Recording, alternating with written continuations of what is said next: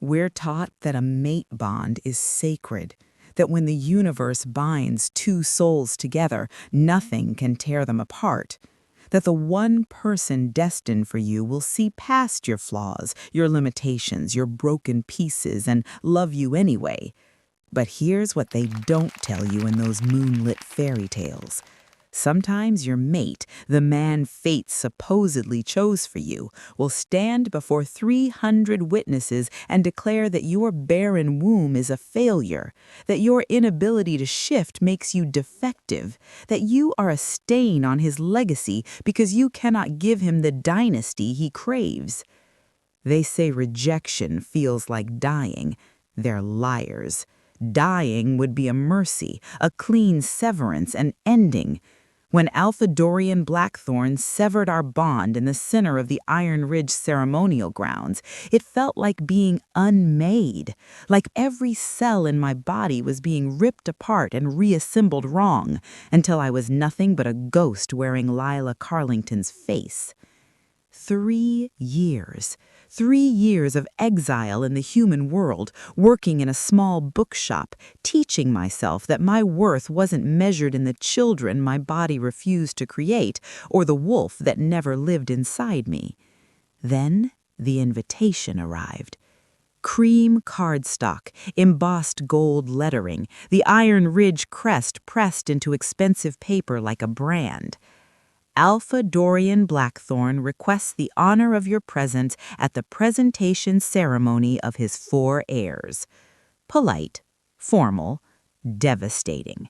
It wasn't an invitation, it was a public execution dressed in calligraphy, a final twist of the knife disguised as reconciliation. He wanted me to witness his triumph, his fertile new mate, his perfect dynasty.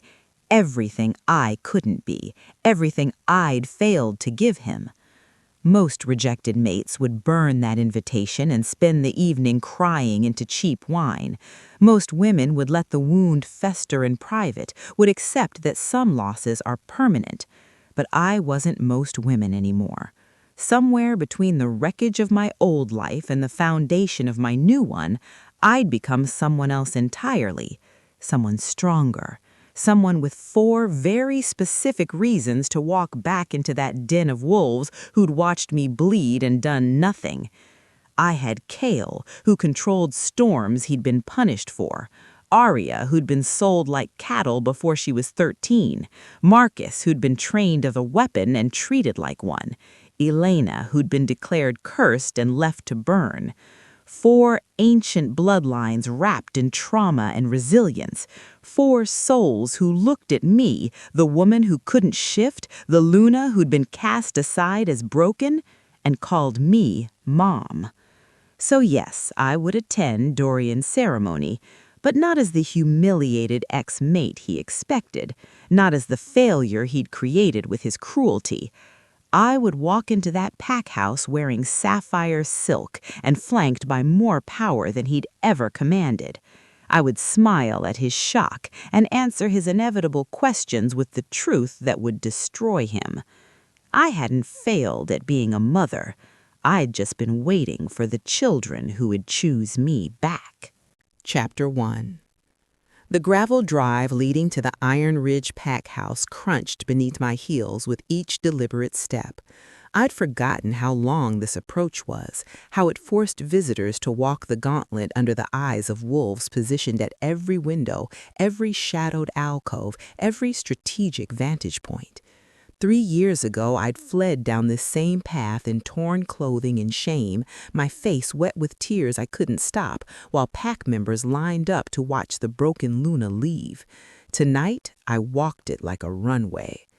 The sapphire gown had been Arya's idea. She'd insisted on the deep V-neck, the way the silk caught light like water in motion, the daring slit that revealed my leg with each stride.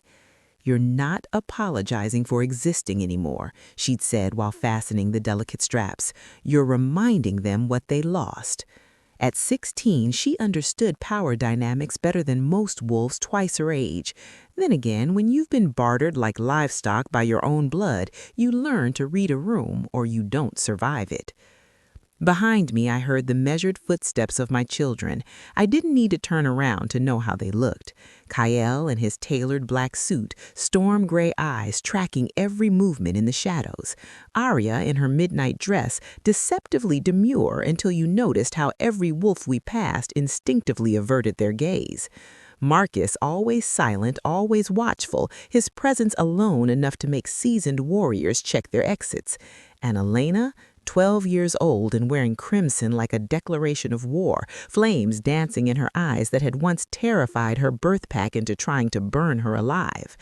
We were a portrait of calculated defiance, a woman who couldn't shift, and 4 children the werewolf world had deemed too dangerous, too powerful, too inconvenient to keep.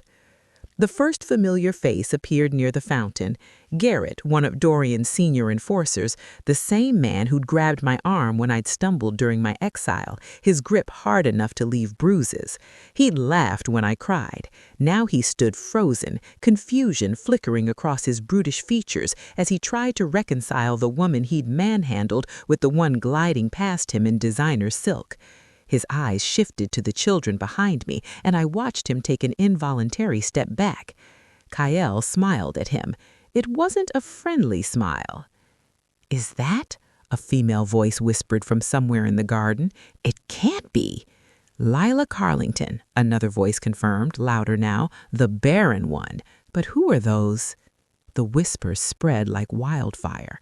I'd expected this, had prepared myself for it, but feeling 300 pairs of eyes lock onto me still sent adrenaline flooding through my system. Fight or flight. Except I couldn't fight, not the way they could, and I'd already flown once. There was only walking forward, chin high, shoulders back, every movement a refusal to shrink. The pack house doors loomed ahead, those massive oak slabs carved with running wolves and crowned with antlers. I remembered crying the first time I'd seen them as a young mate, overwhelmed by their beauty and the weight of the legacy they represented. Now they just look like wood. Expensive wood, certainly, but wood nonetheless. Funny how exile gives you perspective on what actually matters. Garrett stood at the top of the stairs. He'd always known how to make an entrance, how to position himself so the light hit him just right, highlighting the sharp line of his jaw, the breadth of his shoulders, the easy confidence of a man who'd never questioned his place in the world. Alpha Dorian Blackthorn, leader of Iron Ridge, descended from a line of warriors so pure that some claim they could trace their lineage back to the first shifters. He wore a charcoal suit that probably cost more than I used to make in 6 months at the bookshop. His dark hair was perfectly styled. His smile was the same one I'd fallen in love with 7 years ago. That smile had always been a lie. "Lila." He said my name like he was greeting an old acquaintance, warm but distant, the tone carefully calibrated for the audience gathering on the lawn behind me. "How wonderful that you could make it. I wasn't certain you'd accept the invitation." Liar. He counted on it. He sent that invitation specifically because he knew the humiliation would be irresistible to witness, the final chapter in the story of the defective Luna. "Dorian." I stopped at the base of the stairs, forcing him to either come down to my level or continue shouting from his elevated position like the insecure man-child he was. "Thank you for the invitation. I wouldn't have missed this for the world." His eyes flickered past me to the children, and I watched him take an involuntary step back. Kyle smiled at him. It wasn't a friendly smile. "I don't believe we've met," Dorian said, descending 3 steps, but no further, maintaining the high ground, always about dominance with him. "Lila, are you going to introduce your companions?" Companions, not children, not family, companions like I'd hired escorts for the evening. "Of course." I turned slightly, extending one hand in a gesture that brought Kyle forward. He moved like water, like violence barely contained, and I saw Garrett and 2 other enforcers tense. Good. "This is Kyle. He's 15. Kyle inclined his head, the barest acknowledgement of Dorian's existence. "Alpha Blackthorn." His voice was deeper than most grown men's, carrying the kind of authority that made weaker wolves want to bare their throats. Dorian's confident smirk flickered. "Arya." My daughter stepped forward, and I heard gasps from the crowd. She was beautiful in that otherworldly way that made people uncomfortable, like looking at something too perfect to be entirely real. Several unmated males in the crowd suddenly found the ground very interesting. She's 16. Marcus, my son, didn't move forward, didn't acknowledge Dorian at all. He simply existed in his space, and that existence felt like a threat. Dorian's eyes narrowed. And this is Elena. My youngest smiled, and I saw actual flames flicker in her irises. One of the decorative torches near the entrance suddenly flared 3 feet higher.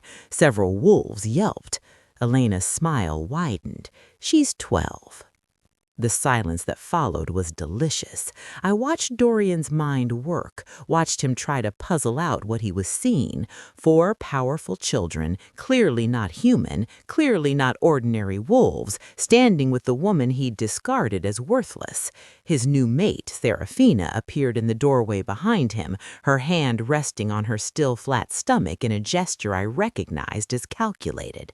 She was beautiful in that classical way that photographs well, with golden hair and perfect bone structure. She looked at me the way you'd look at a stain that had mysteriously reappeared after you'd scrubbed it away.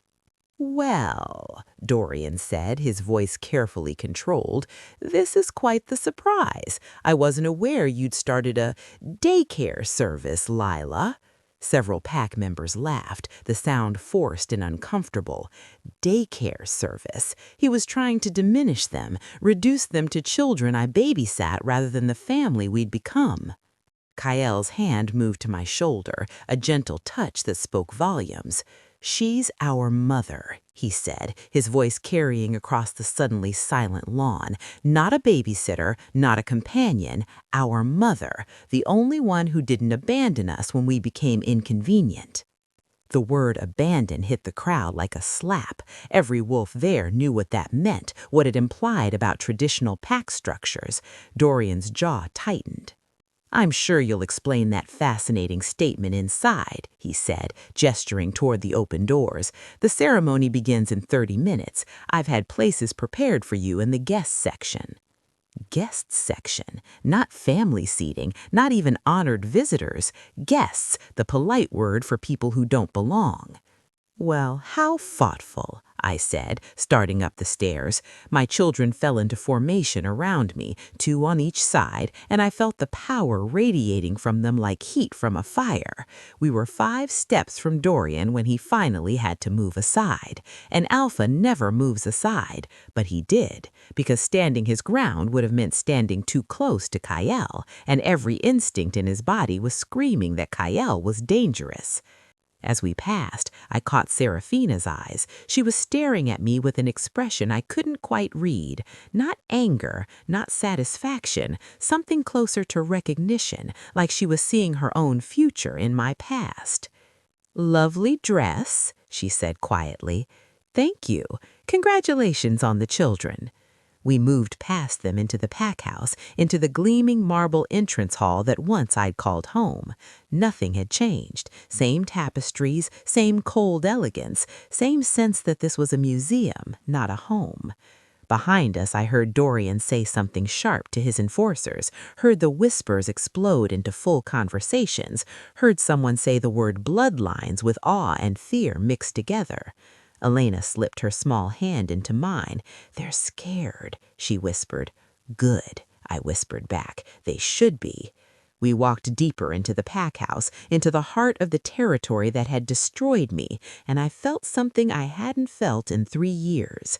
I felt dangerous. Chapter 2. The Great Hall had been designed to intimidate. 30-foot ceilings, windows that stretched from floor to crown molding, filtering evening light through stained glass depicting legendary hunts. The Alpha's dais at the far end, elevated exactly 7 inches above the main floor, enough to establish dominance without appearing desperate for it. I'd stood in this room 100 times as Luna, had hosted gatherings and mediated disputes, and smiled until my face ached. I'd never noticed how cold it was. how the marble floors seemed designed to make every footstep echo, announcing your presence, reminding you that you were being watched. Tonight, every available space was packed with wolves. They lined the walls, filled the rows of chairs set up for the ceremony, clustered in tight groups that shifted and reformed like living organisms as we entered. The guest section Dorian had mentioned was a pathetic cluster of chairs off to the side, positioned so that whoever sat there would have a partial view of the proceedings and a perfect view of their own irrelevance. I'd rather stand. KL seemed to read my mind. He positioned himself slightly ahead of me and to my left, a protective stance that was also a statement. Arya mirrored him on my right. Marcus took the rear, silent as always, but his presence made several nearby wolves edge away. Elena stayed close to my side, her small hand still in mine, though I suspected she was the most dangerous of all of us. Fire was like that. Beautiful until it wasn't. Dorian stood on the dais with Seraphina, surrounded by his inner circle. I recognized them all. Garrett, the enforcer. Thomas, the beta, who'd been one of Dorian's best friends since childhood. Miranda, the healer, who'd examined me countless times, each test confirming what everyone already knew. I was Barren. She'd been kind about it at least, had held my hand while delivering the news. Still, she'd stood silent when Dorian rejected me. Kindness only went so far when your alpha was watching. Dorian's voice cut through the low murmur of conversation, commanding instant silence. 300 wolves stopped talking as if someone had flipped a switch. I think we're all curious about your companions. You've caused quite a stir. He smiled as he said it, playing to the crowd, reasonable alpha indulging his eccentric ex-mate's little mystery. I could see the calculation in his eyes, though. He thought this was a game I was trying to play, some desperate attempt to appear relevant by showing up with impressive-looking children. He thought he'd already won. I imagine we have, I said, pitching my voice to Carrie. I'd learned that from him, actually, how to use acoustics, how to make sure everyone heard exactly what you wanted them to hear. 4 children with actual power tend to have that effect. A ripple of reaction moved through the crowd. Someone laughed nervously. Dorian's smile tightened at the edges. Children you're fostering, I assume. His tone suggested he was clarifying a simple misunderstanding, or perhaps distant relatives. I don't recall you mentioning family in the human territories. They're my children, I said simply. Adopted, legally and in every way that matters. Adopted, Dorian repeated the word like he was tasting something unfamiliar. 4 children in 3 years. That's quite an accomplishment for someone who... He stopped, but everyone heard what he didn't say. For someone who couldn't have children of her own. For someone who was rejected and exiled for being barren, I finished for him. You can say it, Dorian. Everyone in this room was there. They heard you explain in great detail exactly why I was unfit to be your Luna. The silence that followed was profound. Wolves didn't talk about rejection like this, didn't air old wounds in public. It was considered poor taste, weakness. But I had stopped caring about their rules when they made it clear I wasn't part of their world anymore. Dorian's jaw tightened. I'm merely trying to understand the situation. You arrive unannounced with 4 children I've never heard of at a ceremony meant to celebrate the future of this pack. Surely you can see why I'd have questions. Ask them then. I stepped forward, and my children moved with me, a synchronized unit.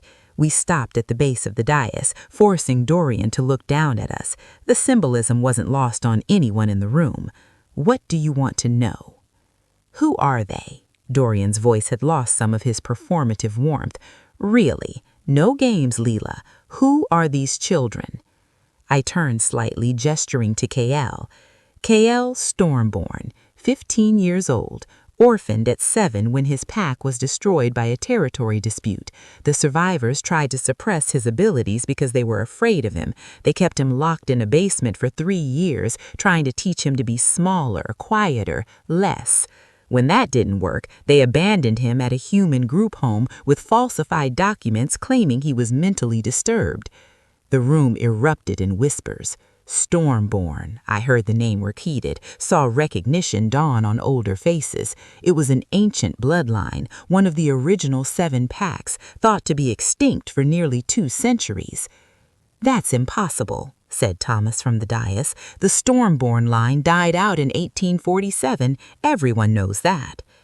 KL raised one hand, palm up. The air pressure in the room shifted. Every wolf felt it, that sudden charge that made hair stand on end, that taste of ozone before lightning struck. Dark clouds formed against the ceiling, swirling in a miniature storm system that had no business existing indoors. Thunder rumbled, soft but unmistakable. Then KL closed his fist, and it all vanished. The silence this time was terrified. "Aria Silvercrest," I continued, my voice steady even though my heart was racing. This was the moment. This was where everything changed or fell apart. 16 years old, sold to the Blackwater Pack at 13 to seal an alliance. They planned to mate her to their alpha son when she turned 18. She objected. They locked her in silver chains until she learned compliance. She escaped. I found her half dead in an alley, burned by silver poisoning, and took her to a hospital. When I told her she was safe, that no one would ever sell her again, she cried for 2 days straight. Gasps. Actual gasps. Silvercrest wasn't extinct, but it was rare, powerful, and notoriously reclusive. The bloodline was supposed to be protected, revered. The idea that a Silvercrest heir had been trafficked like property was scandalous enough to spark wars. Aria's eyes began to glow, silver light spilling from them like moonlight made tangible. Her skin seemed to shimmer, and for a moment, just a heartbeat, everyone in the room could feel the pull of the moon, even though it wasn't visible. Ancient power responding to ancient blood. "Marcus Shadowpeak," I said, and my son stepped forward. 14 years old. His pack trained him as an assassin from the time he could walk. They used him to eliminate political rivals, then tried to dispose of him when he started questioning orders. He was 11 years old when they sent him on a suicide mission. He survived. They sent enforcers to finish the job. He survived that, too. Then he found me. Shadowpeak. The name hit the room like a physical blow. That bloodline was supposed to be a myth, a cautionary tale about what happened when wolves bred for darkness instead of light. Packs whispered about the Shadowpeak alphas, their ability to move through darkness like it was a second skin, to kill without sound or trace. Marcus didn't demonstrate his power. He didn't need to. The shadows in the corners of the room grew deeper, darker, seemed to reach toward him like living things recognizing their master. Wolves backed away without realizing they were doing it. And Elena. I rested my hand on my youngest daughter's shoulder, felt her lean into my touch. Elena Crimsonfall. 12 years old. Her fire manifested when she was 7. Her pack declared her cursed, a demon. They tried to burn her alive to cleanse her. She burned them instead. By the time I found her, she'd been living on the streets for 3 years, terrified to let anyone close, convinced she was the monster they told her she was. Elena looked up at me, and I saw tears in her eyes, but when she looked back at the crowd, flames danced across her shoulders like a living cloak. The temperature in the room spiked 10 degrees. Every candle, every torch, every flame in the great hall flared in perfect synchronization. Crimsonfall, the rarest of the ancient lines, thought to be a legend, fire wielders who could burn through magic itself, who'd once served as executioners and judges when the old laws still held. The silence was absolute. Every wolf in that room understood what they were seeing. 4 bloodlines, 4 ancient, powerful, nearly extinct alpha lineages, in the custody of a human who couldn't shift. Dorian stared at us, his expression frozen somewhere between shock and calculation. I could see his mind working, adding up political implications, territorial advantages, the sheer power standing in front of him. These children weren't just powerful, they were leverage, assets, tools. "How?" he finally asked. "How did you find them? How did you get them?" "I didn't get them," I said, letting frost creep into my voice. "They're not possessions, Dorian. I found them because I was looking, because I saw children suffering in a world that values bloodlines over people, and I decided to do something about it. I rescued them, I fought for them, I loved them, and they chose me back." "Chose you?" Serafina spoke for the first time, her voice cutting and clear. She stood at Dorian's side, one hand still on her stomach, perfect and poised and utterly calculating. "4 of the most powerful alpha bloodlines in existence chose a human who can't shift. Forgive me if I find that difficult to believe." Kale laughed. It wasn't a pleasant sound. "You think power is about shifting, about how fast you can grow claws?" He looked at Dorian. "You rejected her because she couldn't give you children, because she didn't fit your idea of what a Luna should be. You threw away the woman the moon herself chose for you because you valued biology over everything else." "She couldn't shift," Dorian said, his composure cracking. "She couldn't contribute to the pack's strength, couldn't—" Elena interrupted, her voice ringing with authority that made several alphas in the crowd flinch. "She saved us. When our own packs, our own blood abandoned or abused or tried to kill us, she was the one who stood between us and the world, a human, someone you called weak. She fought lawyers, counsels, enforcement officers, and her own trauma to keep us safe. She taught us that power without love is just violence with a prettier name." The great hall felt like it was holding its breath. I saw wolves exchanging glances, saw the calculation happening in hundreds of minds at once. I saw Dorian's hands clench at his sides. "Well, this changes things, doesn't it?" he said finally, forcing his political smile back into place. Yes, I thought, everything. Chapter 3.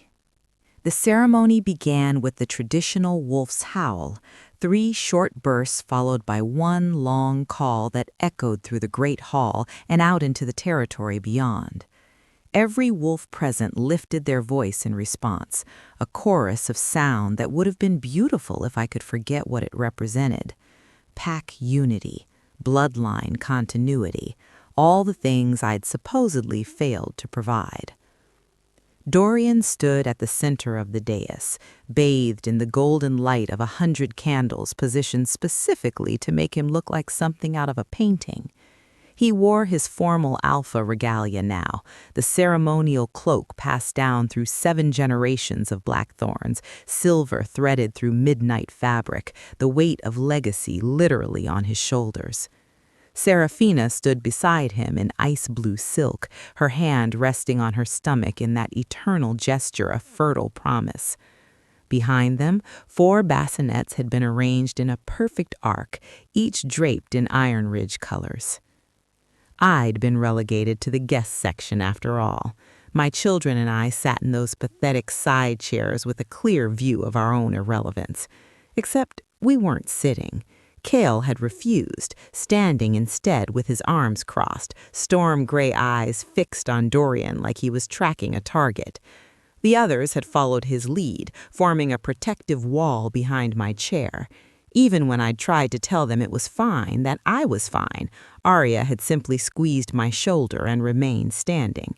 So now I sat alone in the guest section, flanked by 4 standing sentinels radiating enough power to make the nearby wolves look physically uncomfortable. "My pack," Dorian began, his voice carrying that practiced warmth he used for speeches. "My family. Tonight we gather to celebrate not just the birth of my heirs, but the continuation of everything we hold sacred. Legacy, bloodline, the pure strength that flows through Iron Ridge veins." The crowd murmured approval. I watched faces I'd once known, wolves I'd once called friends, nodding along as if these words meant something profound rather than being thinly veiled eugenics wrapped in tradition. 3 years ago, Dorian continued, and I felt every eye in the room shift toward me. As your alpha, I am tasked with ensuring this pack's future, and sometimes that means making choices that feel personal, but are in truth about something larger than any individual. My nails dug into the arms of my chair. He was reframing the rejection, not cruelty, not public humiliation, a difficult but necessary decision made for the greater good. Tonight, I'm grateful to introduce you to the proof that those difficult choices lead to strength. He gestured to the bassinets, and 4 pack members stepped forward, each lifting a sleeping infant. My sons, Marcus Dorian, James Philip. My daughters, Catherine Rose, Amelia Grace, 4 perfect heirs born of a union blessed by the moon and strengthened by pure bloodlines. The applause was thunderous. Wolves stood cheering, some actually crying with joy. I watched Seraphina smile, watched her cradle baby Catherine with practiced maternal grace, watched the pack celebrate everything I'd failed to be. These children represent our future, Dorian said once the noise died down. They will be raised with the values that have made Iron Ridge strong: loyalty, power, the understanding that some things matter more than individual desires. They will learn what it means to serve something greater than themselves. He paused, letting the words sink in. Then his eyes found mine across the room, and I saw the calculated cruelty in them. "It's good," he said, his voice softening into something that almost sounded sincere, "that Leela could be here to witness this, to see what a true Luna provides when she understands her purpose, to witness what happens when biology and duty align as they should." The room went silent. Every wolf knew what he'd just done. The insult was wrapped in civility, but it was an insult nonetheless. He was showing me what I'd cost him by failing to fulfill my role. He was making sure I understood my worthlessness in terms everyone could measure. 4 perfect heirs versus 0. Math even a barren human could follow. "In fact," Dorian continued, and I heard the trap being set, "perhaps Leela would like to say a few words to share in this celebration. After all, she brought such interesting guests tonight. I'm sure everyone would love to hear from our former Luna." It was meant to be a humiliation. He expected me to decline, to shrink back, to make my irrelevance even more obvious by refusing to participate in his moment of triumph. Or worse, he expected me to congratulate him, to play the gracious former mate, thanking him for the closure, confirming that yes, he'd made the right choice. I understood now. I stood up. The room rippled with surprise. Behind me, I felt my children tense, ready to intervene if this went sideways. But Arya's hand touched my back briefly, a gesture of support, and I heard Kale whisper low enough that only I could hear, "Burn it down, Mom." I walked to the dais. My heels clicked on marble with each step, the sound impossibly loud in the waiting silence. Dorian smiled as I approached, confident and condescending. He stepped aside from the podium with a flourish, offering it to me like he was bestowing a gift. I took it. For a moment, I just looked out at the crowd, 300 wolves, all watching me with expressions ranging from pity to contempt to morbid curiosity. Some of them had been my friends once. Most had stood silent while I was destroyed. All of them were complicit in a system that measured worth in the children you could produce and the power you could demonstrate. 3 years ago, I said quietly, for things actually. I saw confusion flicker across his face. This wasn't the tone of a defeated woman. 3 years ago, I stood in this room and had my worth measured publicly. I was found wanting, barren, broken, unable to provide what an alpha needed from his mate, and in that moment, I believed it. I believed that my value was tied to my biology, that because my body couldn't create life in the traditional way, I had failed at the only thing that mattered. The silence was profound. You could hear breathing. I went into exile believing I was incomplete. I was less than every wolf in this room because I couldn't shift, couldn't bear children, couldn't fulfill the role that tradition demanded.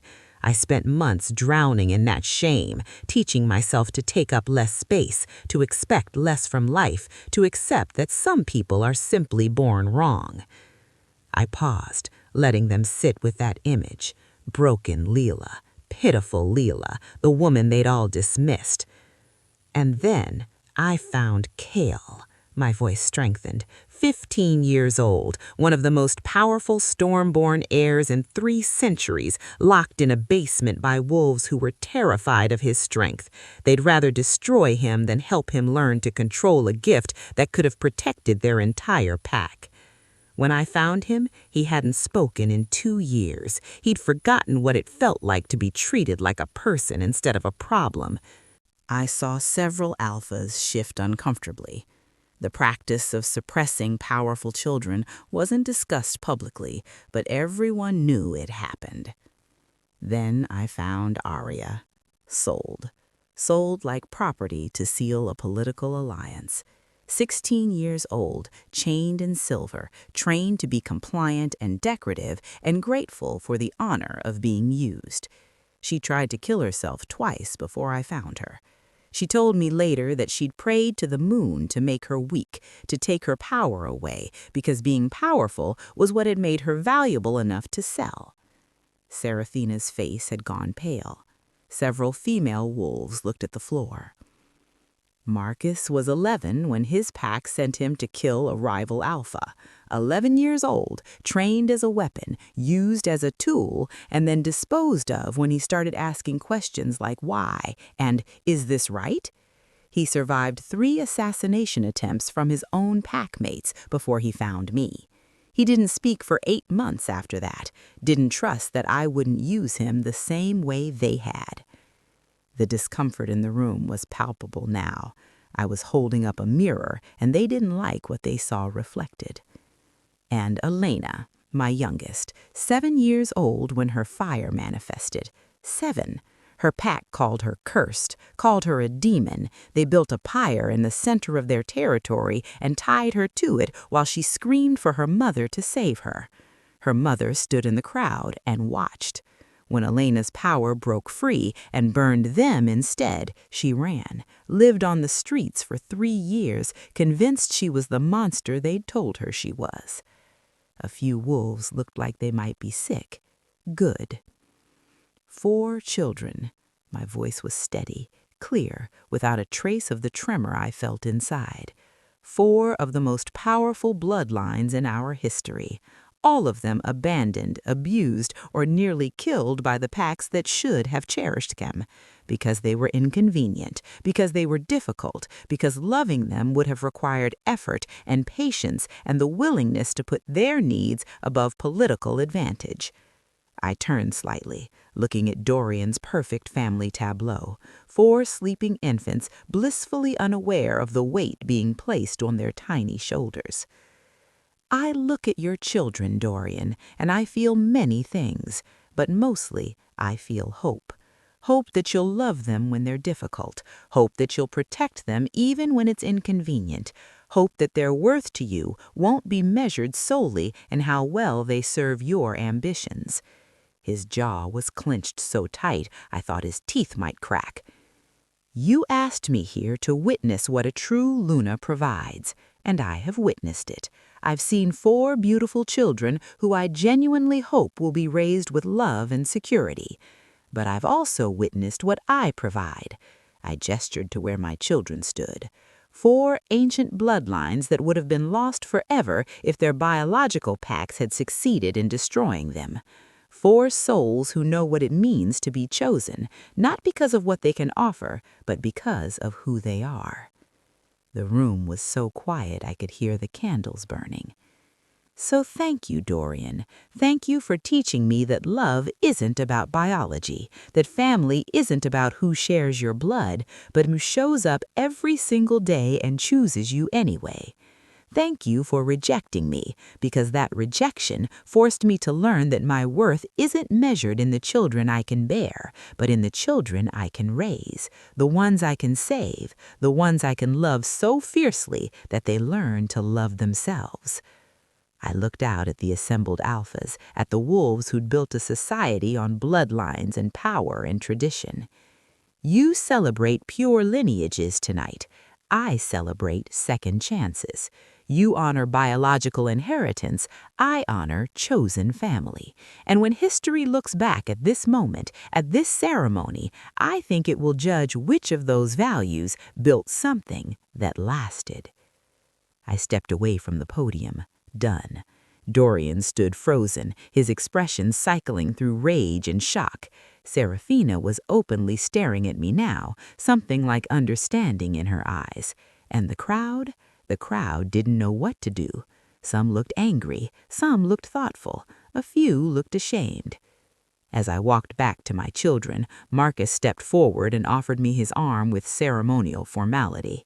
Arya and Elena flanked me. Kale brought up the rear, his presence alone a warning to anyone who might think to stop us.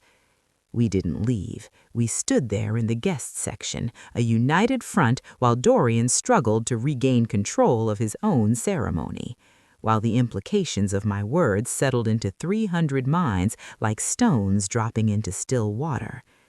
I'd come here to expect to be humiliated. Instead, I'd turned his moment of triumph into a referendum on everything their society claimed to value. And judging by the faces I saw, some of them were actually questioning their answers. Elena leaned against me. "That was perfect," she whispered. "It was the truth," I whispered back. "That's all it was." But sometimes, I was learning, the truth was the most powerful weapon you could wield. Chapter 4. The hotel suite felt too small for 5 people with the weight of the world pressing against the windows. We'd left the ceremony as soon as protocol allowed, ignoring the stares and whispers that followed us through the packhouse doors. Kale had wanted to stay, to stand there as a silent challenge to anyone who might question our right to exist. But I'd seen the way Dorian was looking at us, like a man calculating the worth of assets he'd just discovered. We needed to regroup. We needed to think. Now Elena was curled up on the couch, exhausted from maintaining her flames during the confrontation. Marcus sat in the corner with his back to the wall, watching the door with that hyper-vigilance that never quite left him. Arya stood at the window, tracking the movements in the parking lot below, and Kale paced, restless energy crackling around him like static electricity before a storm. I'd just gotten Elena settled with a blanket when someone knocked. 3 sharp raps, professional and urgent. Marcus was at the door before I could move, his hand on the handle, his body positioned to block entry if needed. "Who is it?" "Julian Cross, Miss Carlington's attorney. We spoke on the phone earlier this week." I nodded at Marcus and he opened the door slowly, revealing a man in his late 50s with silver-threaded hair and the kind of tired eyes that suggested he'd seen too much of the supernatural legal system's ugliness. Julian Cross had come highly recommended by one of the few wolves who'd helped me during my exile, a dissenter who believed the old laws needed reform. He was human, which meant he couldn't be influenced by pack politics or alpha commands. It also meant most wolves dismissed him as irrelevant. That was their mistake. "Mr. Cross," I said, gesturing him inside, "I wasn't expecting you until tomorrow." Plans changed. He set his briefcase on the table with a heavy thud that suggested it was packed with more than just papers. "We need to talk now, before this situation becomes irreversible." The word irreversible hit me like cold water. Kale stopped pacing. Arya turned from the window. Even Elena sat up, sleep forgotten. "What happened?" I asked, keeping my voice steady even as my heart started racing. Julian opened his briefcase and pulled out a thick folder. Your appearance at the ceremony tonight lit a match in a powder keg I didn't even know existed. 4 ancient bloodlines, all thought to be extinct or nearly so, all in the custody of a human outside traditional pack structures. Do you have any idea what kind of attention that attracts? We knew it would be noticed. That was unavoidable. Noticed? Julian laughed, a sharp sound without humor. Lila, by my count, you have 3 rival packs, 2 independent clans, and the regional council itself investigating your legal authority to harbor these children. The paperwork started flooding my office an hour after you left the pack house. He spread documents across the table like evidence at a crime scene. Official letterhead, legal terminology, red stamps that probably meant urgent or time-sensitive or you're in serious trouble. The Blackwater Pack filed a claim for area, Julian said, pointing to one document. They're arguing that because her biological pack sold her to them as part of an alliance agreement, she's technically their property under contract law. They want her returned to fulfill the terms of the original arrangement. Area made her sound like a wounded animal. I was at her side in seconds, wrapping my arm around her shoulders. They can't do that. She was 13. Children can't be held to contracts they didn't consent to. Tell that to 3 centuries of werewolf precedent, Julian grinned. In traditional pack law, children are considered extensions of their alpha's authority until they reach 18 or claim alpha status themselves. The parents had the right to enter into binding agreements on her behalf. That's barbaric, Cale said, his voice carrying the rumble of distant thunder. That's legal, Julian corrected, in their world. The Shadow Peak remnants, yes, there are apparently survivors, filed a claim for Marcus. They're calling him a runaway asset, arguing that he was never formally released from pack obligations and therefore remains subject to Shadow Peak authority. They want him returned for a reintegration and continued service. Marcus's face had gone completely blank, that shutdown expression I recognized from his worst days. I crossed to him, took his hand, squeezed hard enough to ground him. "And Elena?" I asked, dreading the answer. The Crimson Fall Council, which apparently still exists, operating in secret, filed a motion declaring her a catastrophic risk that requires containment and neutralization. They're not asking for custody, they're asking for the right to execute her as a threat to supernatural security. No, the word came out flat and final. Absolutely not. I agree, Julian fed, but we need to understand what we're fighting. These aren't idle threats. These are formal legal challenges backed by centuries of pack law and precedent, and they all landed on the regional council's desk within 90 minutes of your speech. Dorian, I said. He coordinated this. Julian nodded. Smart Money says he started making calls the moment you left the pack house. He probably had the groundwork laid already, just in case you proved to be a problem. Alpha Blackthorn filed his own petition an hour ago, claiming that all 4 children should be placed under provisional pack protection, pending a full investigation into your fitness as a guardian. Fitness? Arya's voice shook with rage. She saved us. She's the only one who didn't throw us away when we became inconvenient. I know, Julian said gently. But the law doesn't care about that. The law cares about tradition, precedent, and power structures. And right now, the law says that a human with no pack affiliation, no shifting ability, and no formal recognition has no legal authority to harbor 4 of the most powerful alpha bloodlines in existence. What about the adoption papers? I asked. They're legal. I went through proper channels. Legal in the human system, Julian interrupted, which the werewolf councils don't recognize as binding for supernatural children. Legally, in their eyes, these adoptions never happened. You're essentially harboring runaways with no formal claim to guardianship. The room felt like the air had been sucked out of it. I'd known the adoptions were complicated, that we'd had to work around systems that weren't designed for situations like ours, but I thought we were protected. I thought love and 3 years of building a family would count for something. "There's more," Julian said, and his tone suggested I wasn't going to like it. "Kale's situation is the worst. The Stormborn bloodline is considered a strategic national asset by the Supernatural Preservation Council. They're arguing that his bloodline is too rare, too powerful to be left in unsupervised hands. They want him placed in a specialized training facility where his abilities can be properly developed and monitored." "A training facility?" Kale said flatly. "You mean a prison. You mean they want to turn me into a weapon." "I mean they want control," Julian said, "of all of you. Your bloodlines represent political power, military advantage, magical capabilities that haven't been seen in generations. You're not children to these people. You're assets, tools, leverage." "We're not going back," Elena said, and flames flickered across her shoulders. "I'd rather die than let them lock me up again."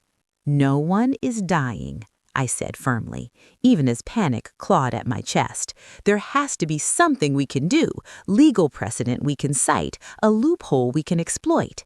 "There is one option," Julian said slowly. "It's risky, it's complicated, and it requires moving fast." "Tell me." He pulled out another document, this one older, the paper yellowed at the edges. "There's an obscure provision in the Ancient Accords, the original treaties that established pact territories and sovereignty. If you can claim and activate an abandoned territory using legitimate bloodline authority, you establish sovereign rights that supersede regional council jurisdiction." "Claim a territory?" Arya leaned forward. "You mean start our own pack?" "Essentially, yes, but not just any territory. It has to be unclaimed, which means abandoned for at least 50 years, and the activation requires proof of legitimate succession, blood magic, ancient wards, something that recognizes the claimant's right to rule." "And you know of such a place?" I asked, trying to ignore how impossible this sounded. "The Thornwick lands, 400 acres, abandoned since 1955 when a plague wiped out the entire pack. It's been sitting vacant because the wards require specific bloodlines to reactivate. The original Thornwick Alpha had 4 daughters, each mated to a different ancient line to forge alliances." Understanding dawned. Stormborn, Silvercrest, Shadow Peak, and Crimsonfall. Exactly. The wards were designed to respond to those 4 bloodlines in combination. They're protection magic, meant to keep the territory safe from external threats. If your children can activate them together, it proves legitimate succession and establishes you as the alpha of a sovereign territory. "I can't be an alpha. I'm human. I can't shift." "The law doesn't require shifting ability to claim territory through bloodline succession. It requires legitimate heirs and proper activation of ancestral wards. Your children are the heirs. You're their chosen alpha. The wards don't care about your biology. They care about blood and intention." It sounded too good to be true, too convenient. "What's the catch?" Julian's expression darkened. "The catch is that we have 72 hours. That's how long the regional council takes to process these kinds of claims. After that, they issue a temporary custody order, and you lose the children while the investigation proceeds, which could take months, years even. And during that time, they'd be separated," Marcus said quietly, "sent to different packs, different facilities." "Yes." "We'd never get them back," I said, the weight of it crushing. "Once they're in the system, once the packs have control, you'd be fighting from a position of weakness. But if you can claim the Thornwick lands before the custody order is issued, you establish sovereign authority. They can't separate your pack without declaring war, which the council won't do over 4 children, no matter how valuable." 72 hours, 3 days to travel to an abandoned territory, perform an ancient ritual we'd never attempted, and pray that the wards that hadn't been active in 70 years would recognize my children as legitimate heirs. What if it doesn't work? Cale asked. What if the wards reject us? Julian didn't answer immediately. When he did, his voice was careful. Then you've exhausted your only legal protection, and the council will view the attempt as proof that you're not qualified to remain together. The consequences would be severe. So we risk everything or we lose everything anyway, Arya said. Yes. I looked at my children, Marcus still holding my hand, his expression unreadable but his grip tight, Elena, flames dancing in her eyes, ready to burn the world rather than be locked away again, Arya, calculating odds and angles like she'd learned to do in chains, Cale, storm clouds gathering in his gaze, ready to fight. They trusted me once when they had no reason to, when the world had taught them that adults were just another source of pain. They'd let me into their broken hearts and believed me when I said I'd protect them. I couldn't fail them now. How do we get to the Thornwick lands? I asked. Julian smiled, sharp and fierce. I was hoping you'd ask that. My car is downstairs. I've already cleared our route and filed the preliminary territorial claim, but we need to leave tonight, right now, before Dorian realizes what we're planning and tries to stop us. He'll send people after us, Marcus said. Probably, Julian agreed, which is why we take back roads, stay off pack territories, and don't stop until we reach the Thornwick border. Can we do this? Elena asked, looking up at me with eyes that held too much fear for a 12-year-old. I knelt down in front of her, cupped her face in my hands. We can try, baby. That's all I can promise. We can try, with everything we have. That's all we've ever needed, she whispered. I stood up, looked at Julian. Get us to the Thornwick lands. We'll handle the rest. He nodded, already closing his briefcase. Pack light. We leave in 15 minutes. As my children scattered to gather what little they'd brought, I stood in the center of that too-small hotel suite and felt the weight of what we were about to attempt. Dorian thought he was showcasing his victory tonight. Instead, he'd forced us into a corner. And cornered things fight back. Leela? Cale stood in the doorway to his room, a duffel bag already packed. Are you scared? I thought about lying, thought about putting on the brave face, the confident mother who always had a plan. Terrified, I admitted. He smiled. Good, me too, but we're doing it anyway. Yeah, we are. Because that's what family did. They showed up. They chose each other, even when the world tried to tear them apart. Especially then. Chapter 5. We were 30 minutes outside Iron Ridge territory when my phone buzzed with a number I didn't recognize. Julian had insisted we turn off our personal devices and use burner phones to avoid tracking, which meant this unknown caller had gone to considerable effort to find me. I almost didn't answer, but something, instinct, curiosity, or the paranoia that came from being hunted, made me swipe accept. Miss Carlington, the voice was feminine, controlled, and unmistakable. I need to speak with you. Alone. It's urgent.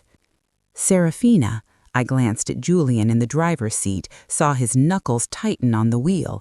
In the back seat, Cale leaned forward, his enhanced hearing picking up both sides of the conversation.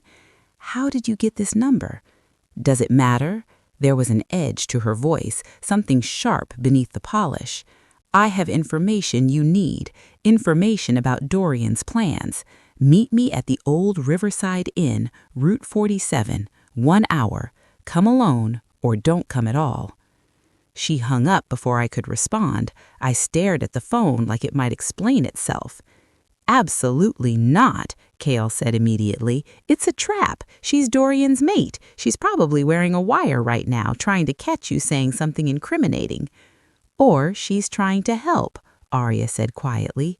Did you see her face during your speech? She wasn't performing like the others. She was listening. She's carrying Dorian's children, Marcus pointed out. Her loyalty is clear. Is it? I thought about Seraphina's expression during the ceremony, that flicker of something that looked like recognition, like understanding. Julian, how far are we from Route 47? 20 minutes if we backtrack. He didn't sound happy about it. Lila, I have to advise against this. We're on a tight timeline, and meeting with Dorian's mate exposes you to considerable risk. She said she has information about his plans. She could be lying. She could be buying him time to mobilize enforcers to intercept us. All of which was true, all of which my rational mind was screaming at me to consider. But there was something in Seraphina's voice, an urgency that didn't sound like deception. It sounded like fear. Take me to the inn. If it's a trap, we'll know within minutes. If it's not, if she actually has information that can help us, we can't afford to ignore it. Julian muttered something about liability and reckless clients, but took the next exit. Cale looked ready to argue, but Arya put a hand on his arm, some silent communication passing between them. Elena had fallen asleep against Marcus, exhausted from the day's emotional toll. I was grateful she wouldn't have to be part of this decision. The Riverside Inn was exactly the kind of place you'd choose for a clandestine meeting, a run-down motor lodge that probably charged by the hour and asked no questions. Julian pulled into the parking lot, his sharp eyes scanning for threats. A single car sat near the office, a nondescript sedan with tinted windows. "I'll go with you," Cale said. It wasn't a question. She said alone, and I'm saying I don't care. His storm gray eyes were hard. You're not walking into a potential ambush without backup. I'll stay out of sight, but I'm coming. I knew that tone. There was no arguing with it. Fine, but if this goes wrong, then I make it rain indoors and we get you out. He said it so matter-of-factly, like calling down weather inside a building was just another Tuesday. Simple. We left the others in the car with Julian, who looked like he was calculating his malpractice insurance premiums. The motel office was empty, except for a bored clerk who didn't even look up when we entered. Room 7, according to the text that arrived as we walked across the parking lot. Ground floor, end unit, perfect for either a quick conversation or a quick escape. Cale positioned himself around the corner of the building, close enough to intervene, far enough to not be immediately visible. I knocked twice on the door of room 7. Seraphina opened it immediately, as if she'd been standing there waiting. She looked different than she had at the ceremony, still elegant, still beautiful, but tired, stressed. She wore jeans and a sweater instead of formal attire, her golden hair pulled back in a simple ponytail. For the first time, she looked real.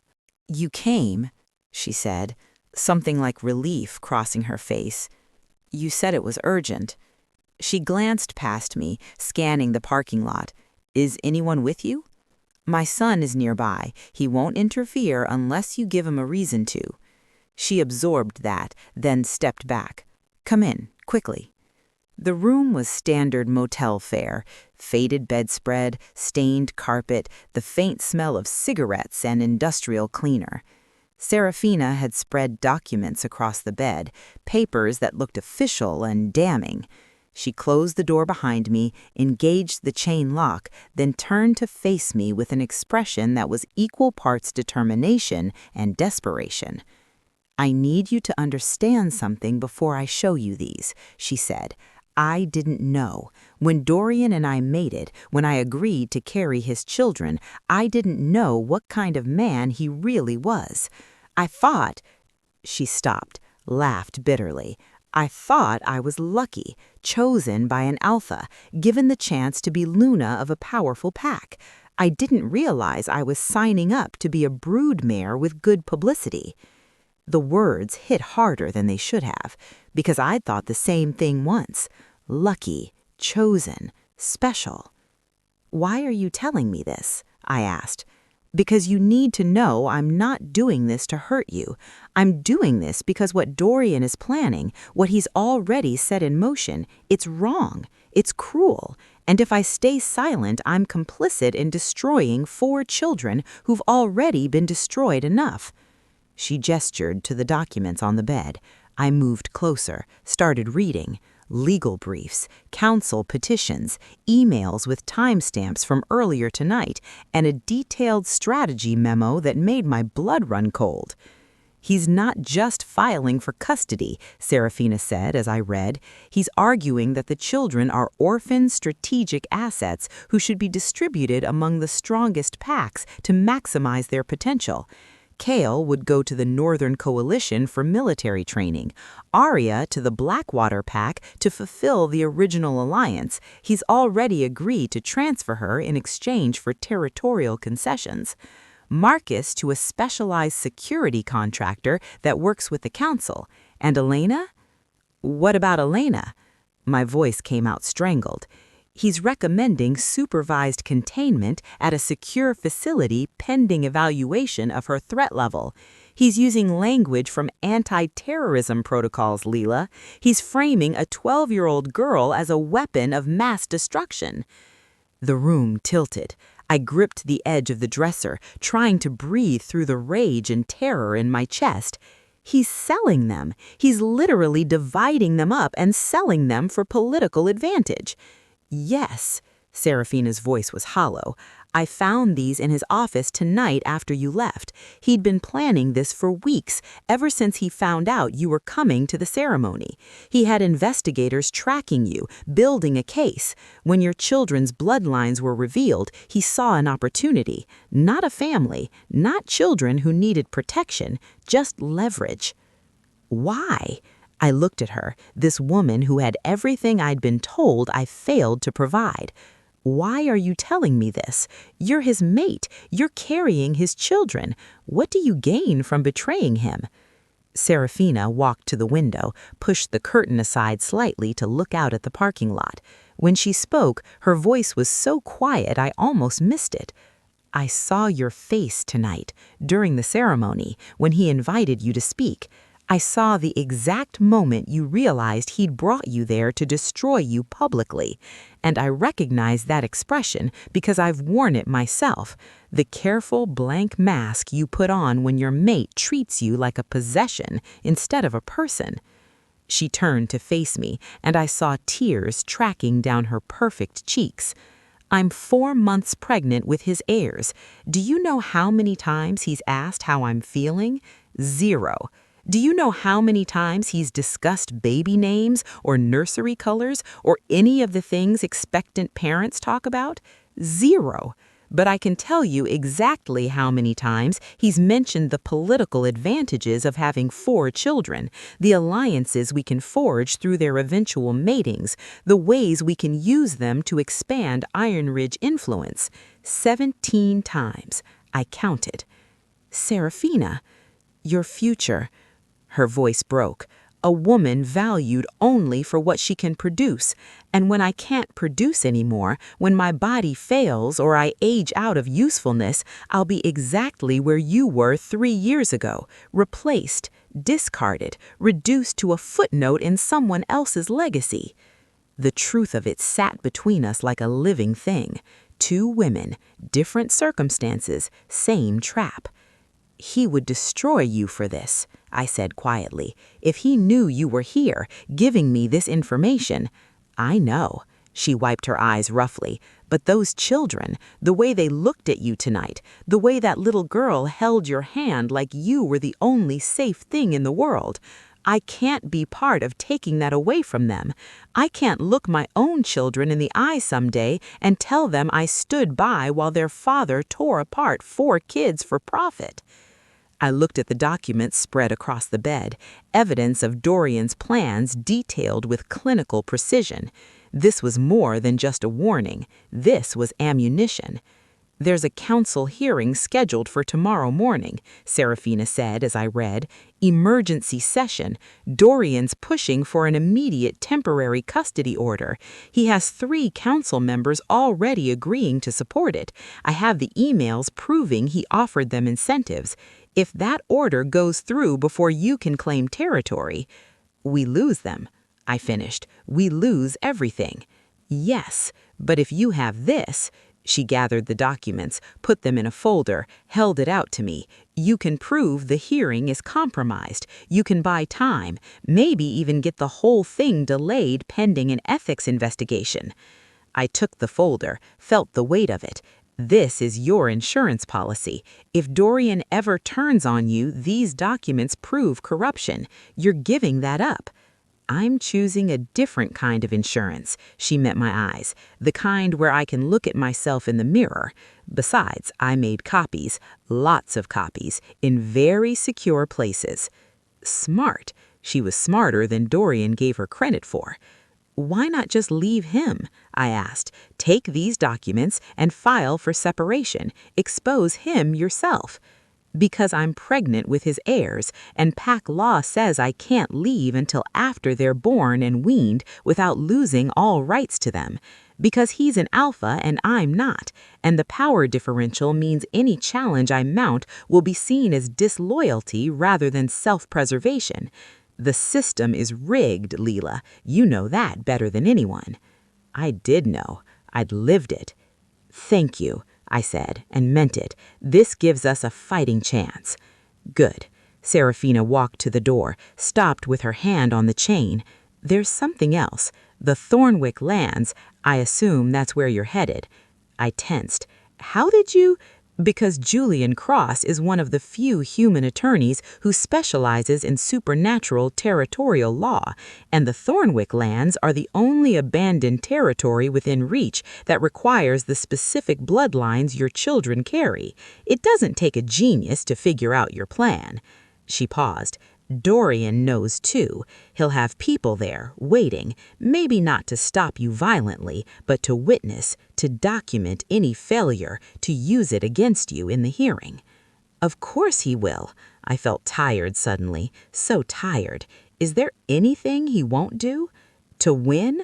No. Serafina's expression hardened, which is why you need to make sure you don't fail. Because if those wards don't recognize your children, if the territory doesn't accept your claim, Dorian will use it as proof that even ancient magic rejects your family, and the council will use it to justify separating you permanently. No pressure then. She almost smiled. The wards are supposed to respond to intention as much as bloodline. Love, protection, genuine commitment. That's what activates them. You have that. Dorian's never had that in his life. Use it. I took the folder, felt the weight of it. If he finds out you helped me, he won't. I'll be at the pack house tomorrow morning playing the perfect supportive mate. By the time he realizes where that information came from, you'll either have claimed the territory or lost everything. Either way, I'll be untouchable. She opened the door, checked the parking lot again. Clear. I walked back to the car where Cale materialized from the shadows like a protective ghost. He didn't ask what happened, just fell into step beside me. Julian started the engine as soon as we approached, ready to move. Well? He asked as I climbed in. I held up the folder. We have leverage, and we have confirmation that tomorrow morning is our bedline. If we're not on that territory with wards activated by dawn, we lose. Then we drive through the night, Julian said grimly, pulling out of the parking lot. I looked back once, saw Serafina standing in the doorway of room 7, backlit by the cheap lamp. She lifted one hand in farewell, or maybe solidarity. Then she closed the door, and we left her behind, another woman trapped in Dorian's world, buying time until she could find her own escape. Mom? Elena woke up, her voice sleepy and confused. Chapter 6. The highway stretched endlessly ahead, a ribbon of asphalt lit only by our headlights and the occasional passing truck. Julian drove with the focused intensity of a man who understood exactly what was at stake, checking mirrors constantly, taking exits that seemed random but probably weren't. We'd been on the road for 6 hours, and fatigue was setting in despite the adrenaline keeping us sharp. Elena slept against my shoulder, her breathing soft and even. Marcus sat perfectly still in the back row, but his eyes tracked every vehicle that passed us. Arya had her phone out, scrolling through information about the Thornwick lands that Julian had forwarded, historical records, property surveys, accounts of the plague that had devastated the pack in 1955. Cale rode in front with Julian, asking quiet questions about territorial law and ward magic, absorbing information like he was preparing for battle, which, in a way, he was. "Tell me again how this works," I said to Julian, needing to hear it one more time, needing to believe it was possible. The wards, the activation. Julian glanced at me in the rearview mirror. The Thornwick Alpha had 4 daughters, each married into a different ancient bloodline to forge political alliances: Stormborn, Silvercrest, Shadow Peak, and Crimsonfall. When the plague hit in 1955, the daughters and their families were visiting their birth packs, so they survived. But they never returned. The grief was too much. The land has been abandoned ever since. "And the wards?" Cale prompted. "The original Alpha installed them as protection against invasion. They're blood wards, keyed to recognize the 4 Alliance bloodlines. The theory is that if representatives of all 4 lines stand together at the heart of the territory and declare their intention to claim it, the wards will activate and recognize them as legitimate heirs." "Theory," Marcus said quietly. It was the first word he'd spoken in hours. "Yes," Julian admitted. "No one's actually attempted this in 70 years. The wards might be degraded. They might reject you, or they might accept you but be too weak to actually provide protection. We won't know until you try." "And if they reject us?" Arya asked. "Then Dorian uses it as evidence that even ancient magic doesn't recognize your family as legitimate. The council hearing happens as scheduled, and you have no legal grounds to challenge the custody order." Julian's voice was clinical, professional, but I heard the worry underneath. "You'd be separated within days." The weight of that settled over the car like a physical thing. Everything we'd built over 3 years, the trust, the healing, the slowly constructed belief that they were safe, all of it could be destroyed in a single failed ritual. "We're going to make it work," Elena mumbled against my shoulder, not quite awake. "The land will know we belong together." I kissed the top of her head, hoping she was right. "There's something else you should understand," Julian said, taking an exit onto a darker, narrower road. "The Thornwick lands aren't just abandoned, they're considered cursed, haunted. Every pack within 100 miles avoids them. The few wolves who've tried to explore the territory over the years report feeling unwelcomed, watched. Some claim to hear voices. Others say the forest itself tries to drive them out." "Wonderful," Cale muttered. "Cursed land. That's exactly what we needed." "Or maybe," Arya thought thoughtfully, "the land has been waiting, protecting itself until the right people came to claim it." "That's optimistic," Marcus observed. "I have to be optimistic about something." She looked at the documents on her phone. According to this, the Thornwick pack was known for accepting outcasts, wolves who didn't fit in elsewhere. They built a reputation as a sanctuary before the plague destroyed them. "A sanctuary," I repeated, tasting the word. "That's what we're trying to build too." "Then maybe the land will recognize that intention," Julian said. "The wards aren't just about bloodlines, they're about purpose, protection, the willingness to defend what's yours against those who would take it." We drove on through the darkness, leaving highways for back roads for dirt paths that barely qualified as drivable. The GPS lost signal twice, but Julian seemed to know where he was going, following landmarks he must have researched obsessively. Trees grew thicker, pressing close to the road. The moon was hidden behind clouds, making everything feel claustrophobic and close. "We're entering the buffer zone," Julian announced around 3 a.m. "The Thornwick lands are protected by about 5 miles of unclaimed forest. Once we cross into actual pack territory, you'll feel it." "Feel what?" Elena asked. She was awake now, alert despite the hour. "The wards, even dormant, they have presence, power. You'll know when we cross the boundary." 10 minutes later, I felt it, a pressure against my skin, like walking into a room where someone had just been arguing. The air itself felt charged, expectant. Beside me, Elena gasped. In the front seat, Cale's hands clenched into fists as static electricity crackled across his knuckles. "That's it," Arya whispered. "The wards. They're sleeping, but they're there." Marcus leaned forward, his dark eyes tracking something I couldn't see.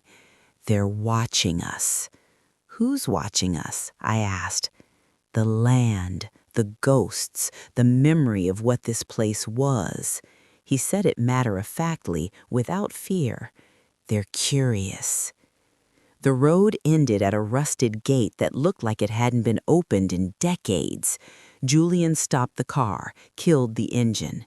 In the sudden silence, I could hear the forest breathing, wind through leaves, the skitter of small animals, and underneath it all, something that might have been voices or might have been imagination. "This is as far as I can take you," Julian said. "The heart of the territory is about a mile in, straight along what used to be the main path. There's a clearing with a standing stone circle. That's where you need to perform the ritual." "You're not coming?" Elena's voice was small. "I'm human. The wards might react badly to my presence during the activation. Better I stay here and keep watch, make sure Dorian's people don't try to interfere."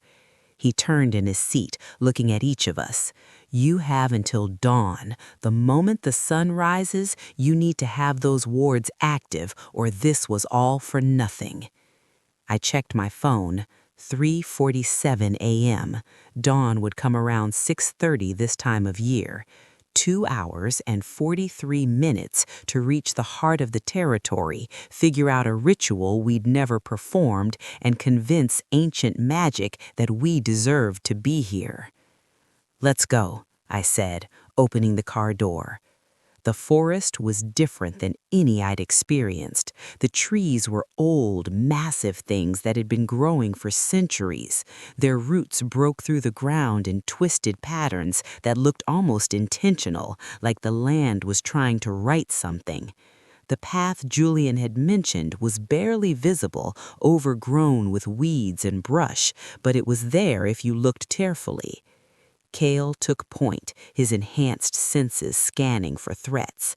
Marcus brought up the rear, moving so silently I had to keep checking to make sure he was still there. Arya and Elena stayed close to me, forming a protective formation without discussing it. We'd done this before, navigating dangerous situations where staying together meant staying alive. "Do you hear that?" Arya asked after about 10 minutes of walking. I stopped, listened. Underneath the normal forest sounds, there was something else. Whispers, maybe, or singing. So faint I couldn't be sure it wasn't my imagination painting patterns onto random noise. "The daughters," Marcus said, "the ones who never came home. They left part of themselves here." "How do you know that?" I asked. "The shadows remember.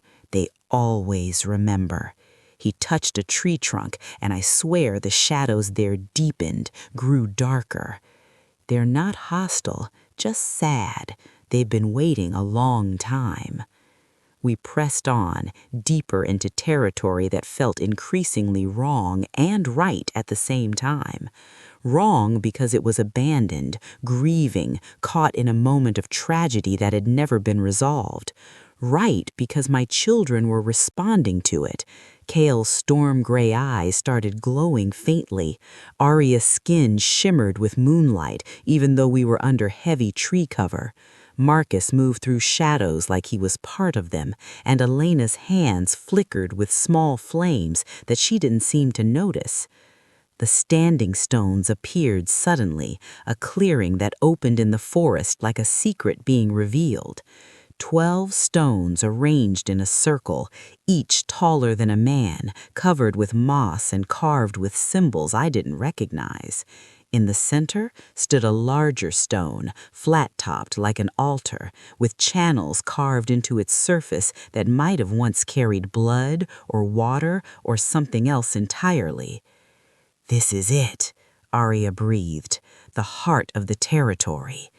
I could feel it, the weight of history, the grief of the pack that died here, the hope of the daughters who'd built these wards thinking they'd protect generations yet to come. All of it pressed against my consciousness like a question waiting to be answered. "What do we do?"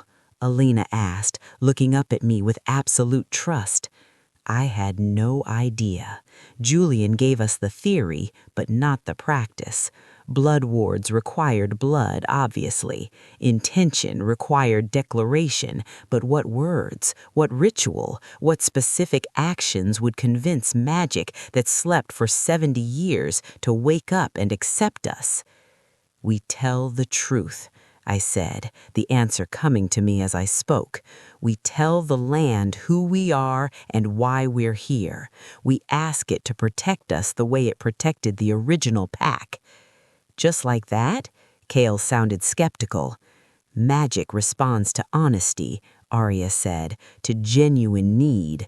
Mom's right, we just have to be real." We moved to the center stone, forming a circle around it. I stood at the north point, Kale to my right, Arya opposite, Marcus to my left, and Elena beside me. The formation felt right, balanced, the 4 bloodlines, with me, the human who couldn't shift, binding them together. "Do we need to cut ourselves?" Marcus asked practically. "Blood wards usually require blood." "Wait," Arya said, kneeling down to examine the center stone more closely.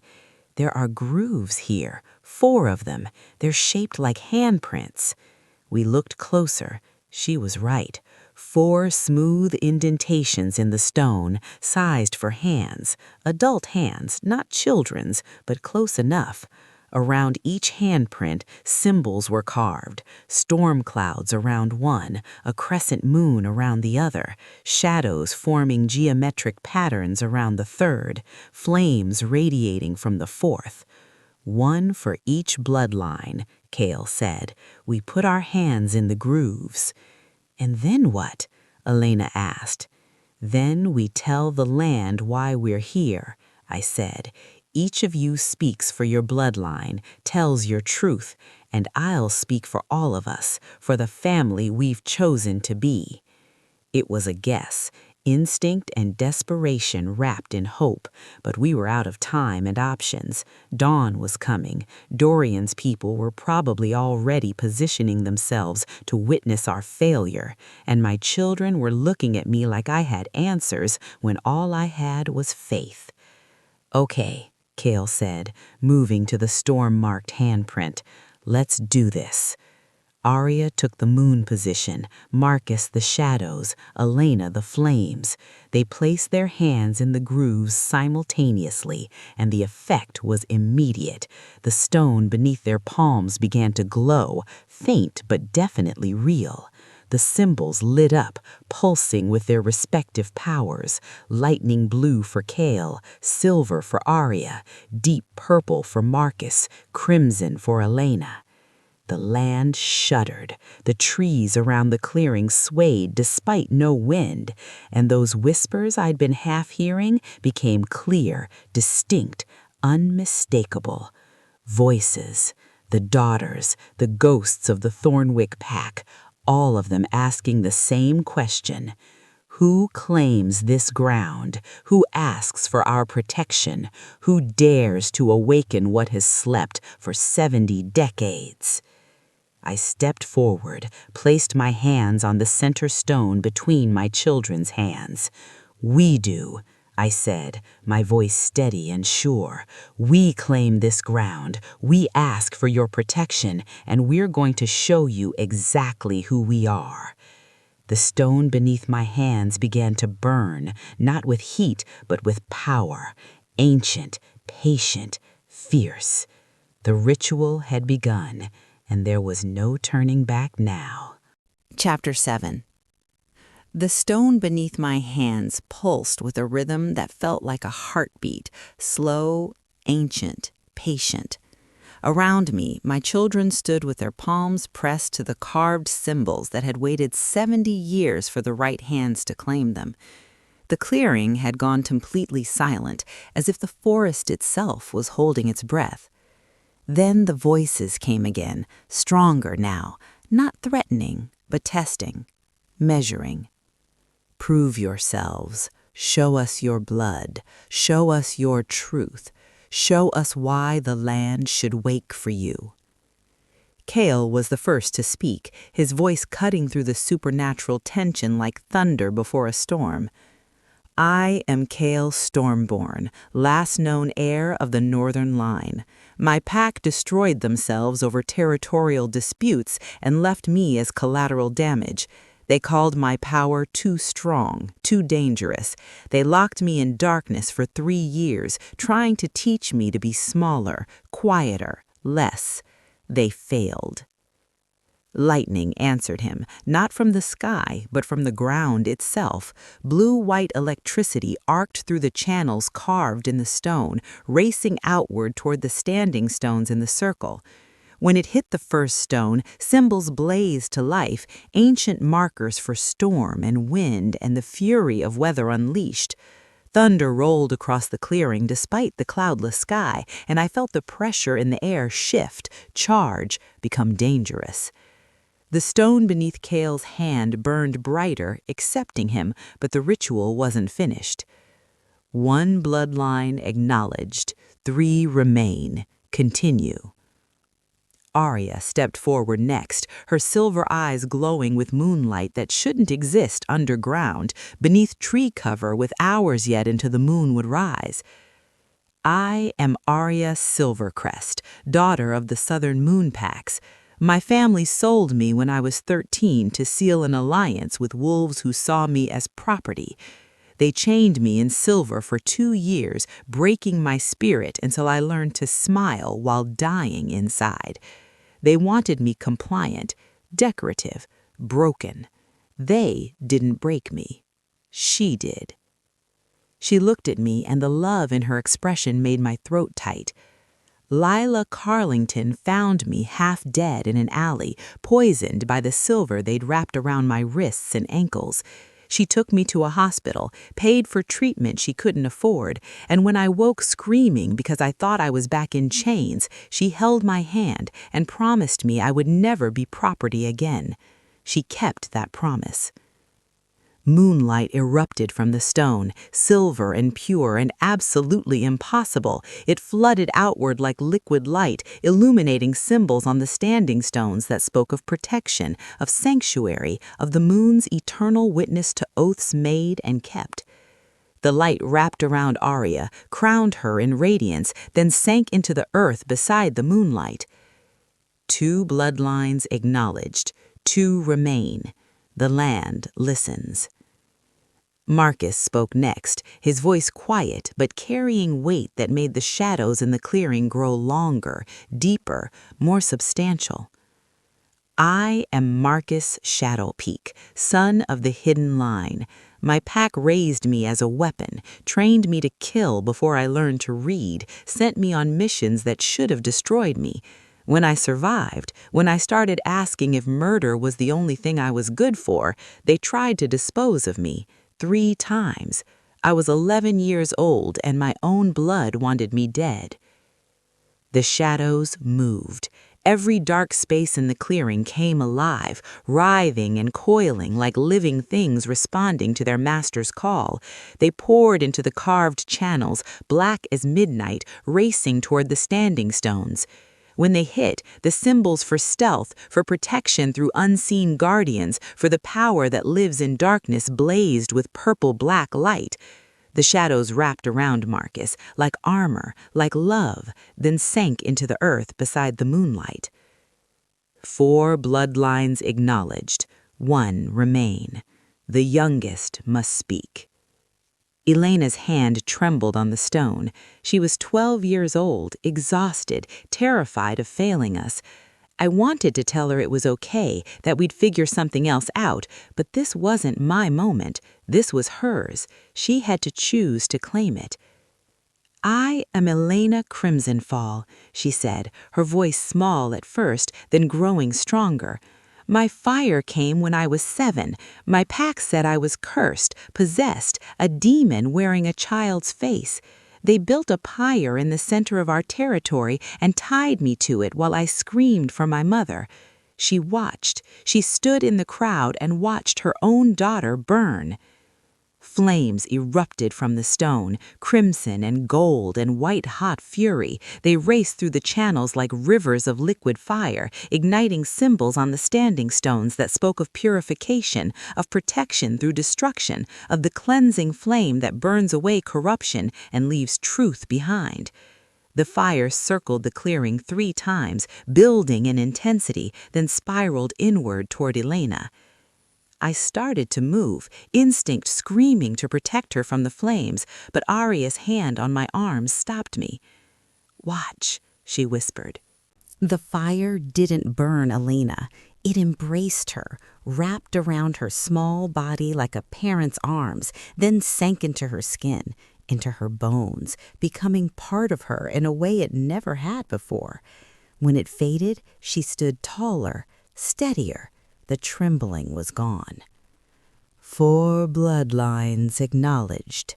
The ancient compact is honored, but the ritual is incomplete.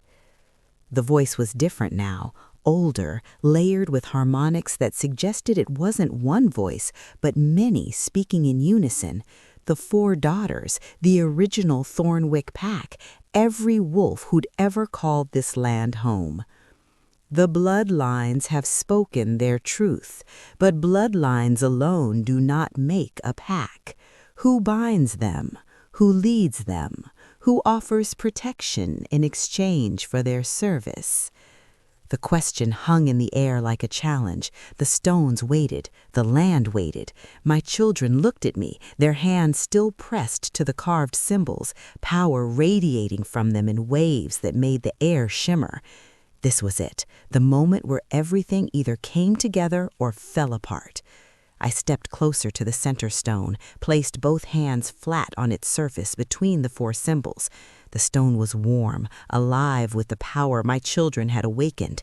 It pulsed against my palms, testing me, measuring me against some standard I couldn't see.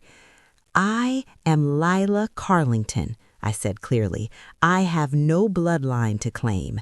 I cannot shift. I have no pack of birth to call upon.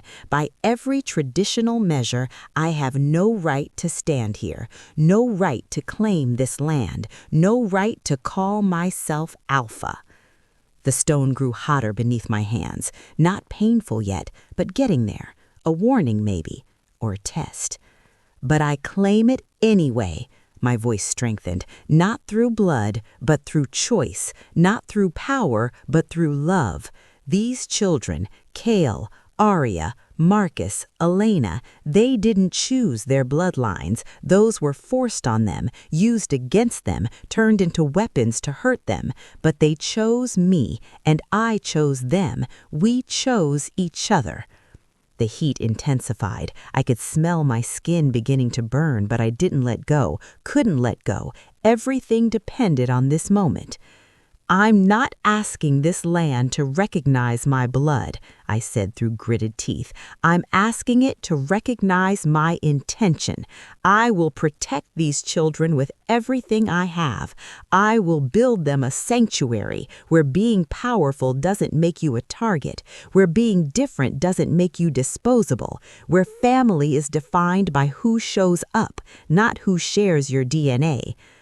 The burning reached a crescendo. I was pretty sure my palms were blistering, that I'd have scars after this, but I didn't let go, couldn't let go.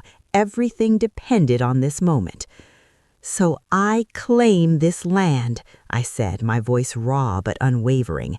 I claim it for the Carlington Pack, for every child who was told they were too much or not enough, for every soul the world tried to destroy. I claim it as their alpha, not because I'm the strongest or the most powerful, but because I'm the one who will never, ever abandon them. For a heartbeat, nothing happened. The stone burned beneath my hands. My children watched with expressions caught between hope and fear. The forest held its breath. Then Cale spoke, his voice ringing with authority. I recognize Lila Carlington as my alpha, my mother, my pack leader. I offer her my loyalty, my strength, my storm.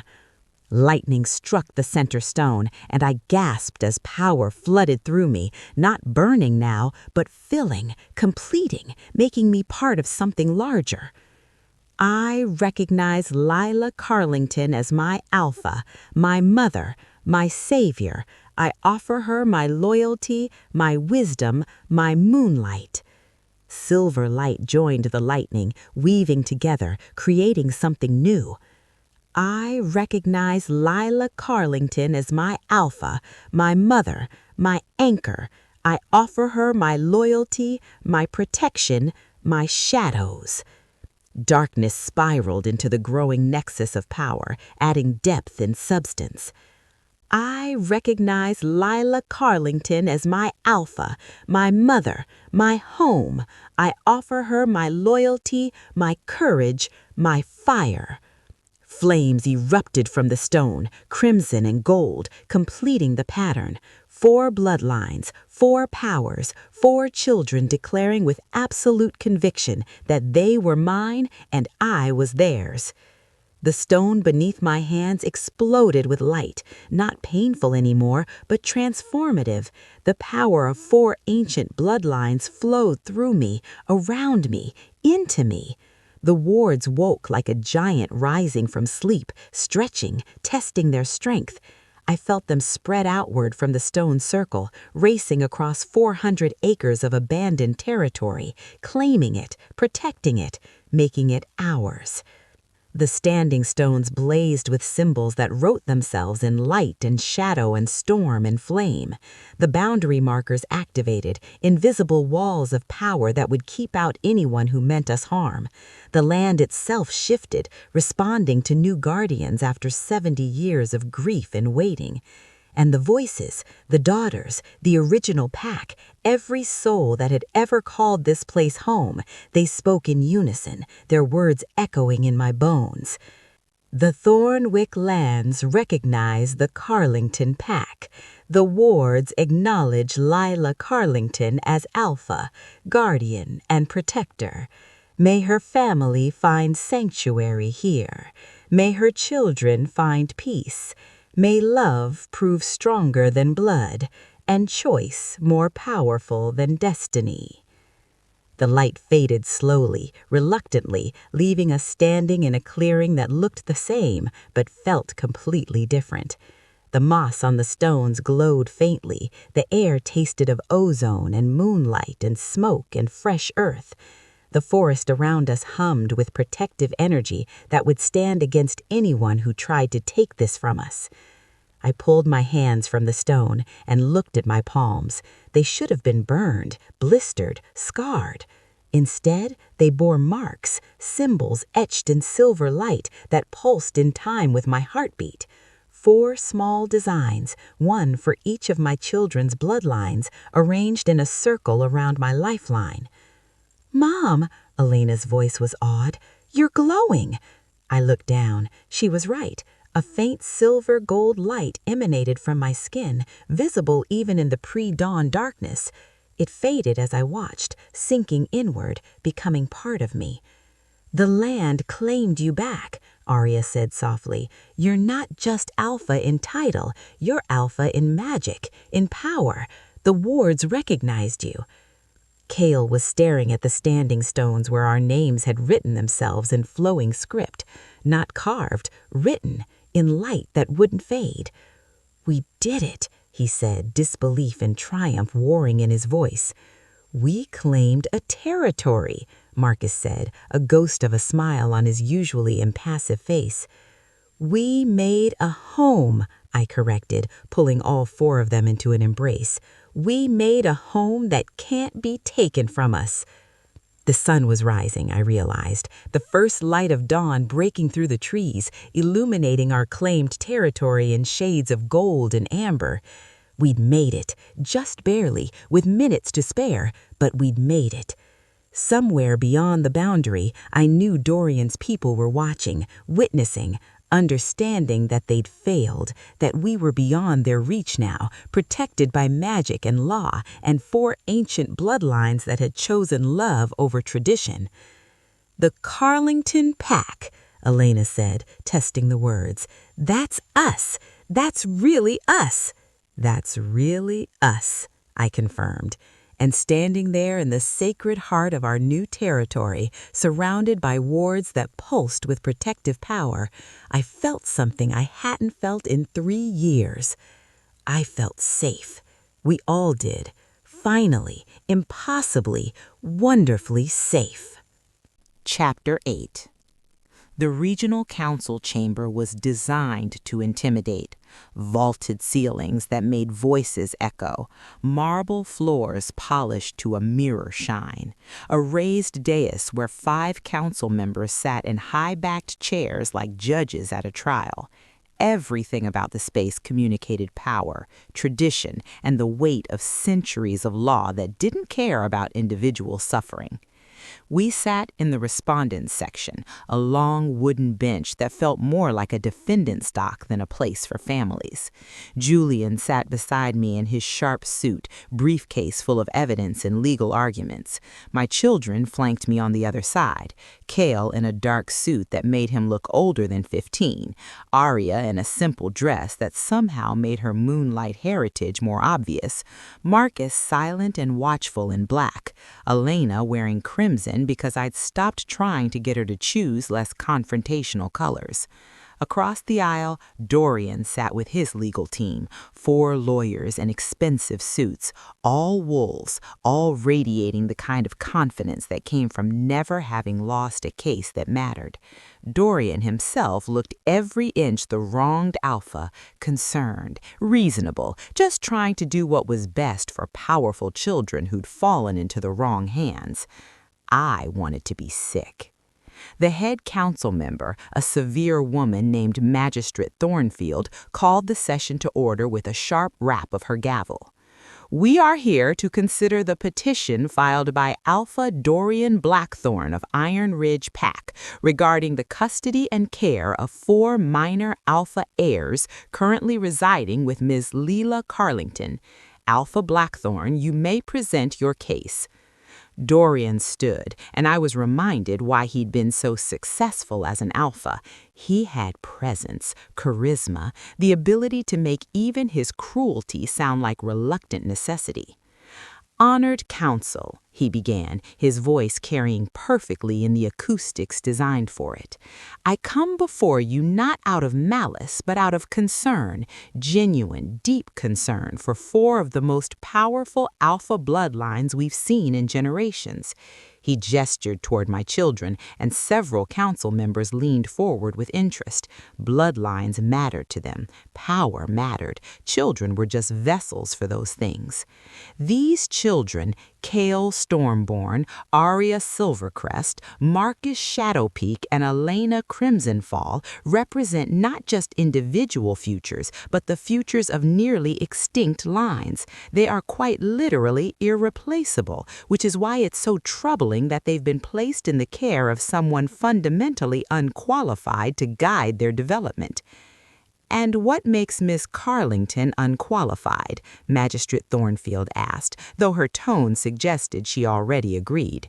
She is human, Dorian said simply. She cannot shift. She has no pack affiliation, no training in alpha dynamics, no understanding of what these children will face as they mature into their power.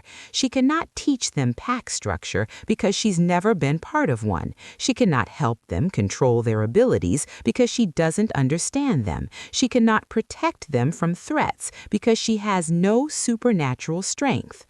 One of his lawyers stood, a sharp-faced woman named Victoria Keene. If it please the council, we have extensive documentation showing that Miss Carlington's adoptions were never properly vetted by supernatural authorities. She used human courts to circumvent Pack law, essentially stealing these children from their rightful communities. Stealing is a strong word, Julian said mildly. Is it? Victoria pulled out a document. Cale Stormborn was a ward of the Northern Coalition, placed in temporary human care pending evaluation. Miss Carlington removed him from that care without supernatural court approval. Arya Silvercrest was under contract to Blackwater Pack as part of a formal alliance. Miss Carlington interfered with that contract.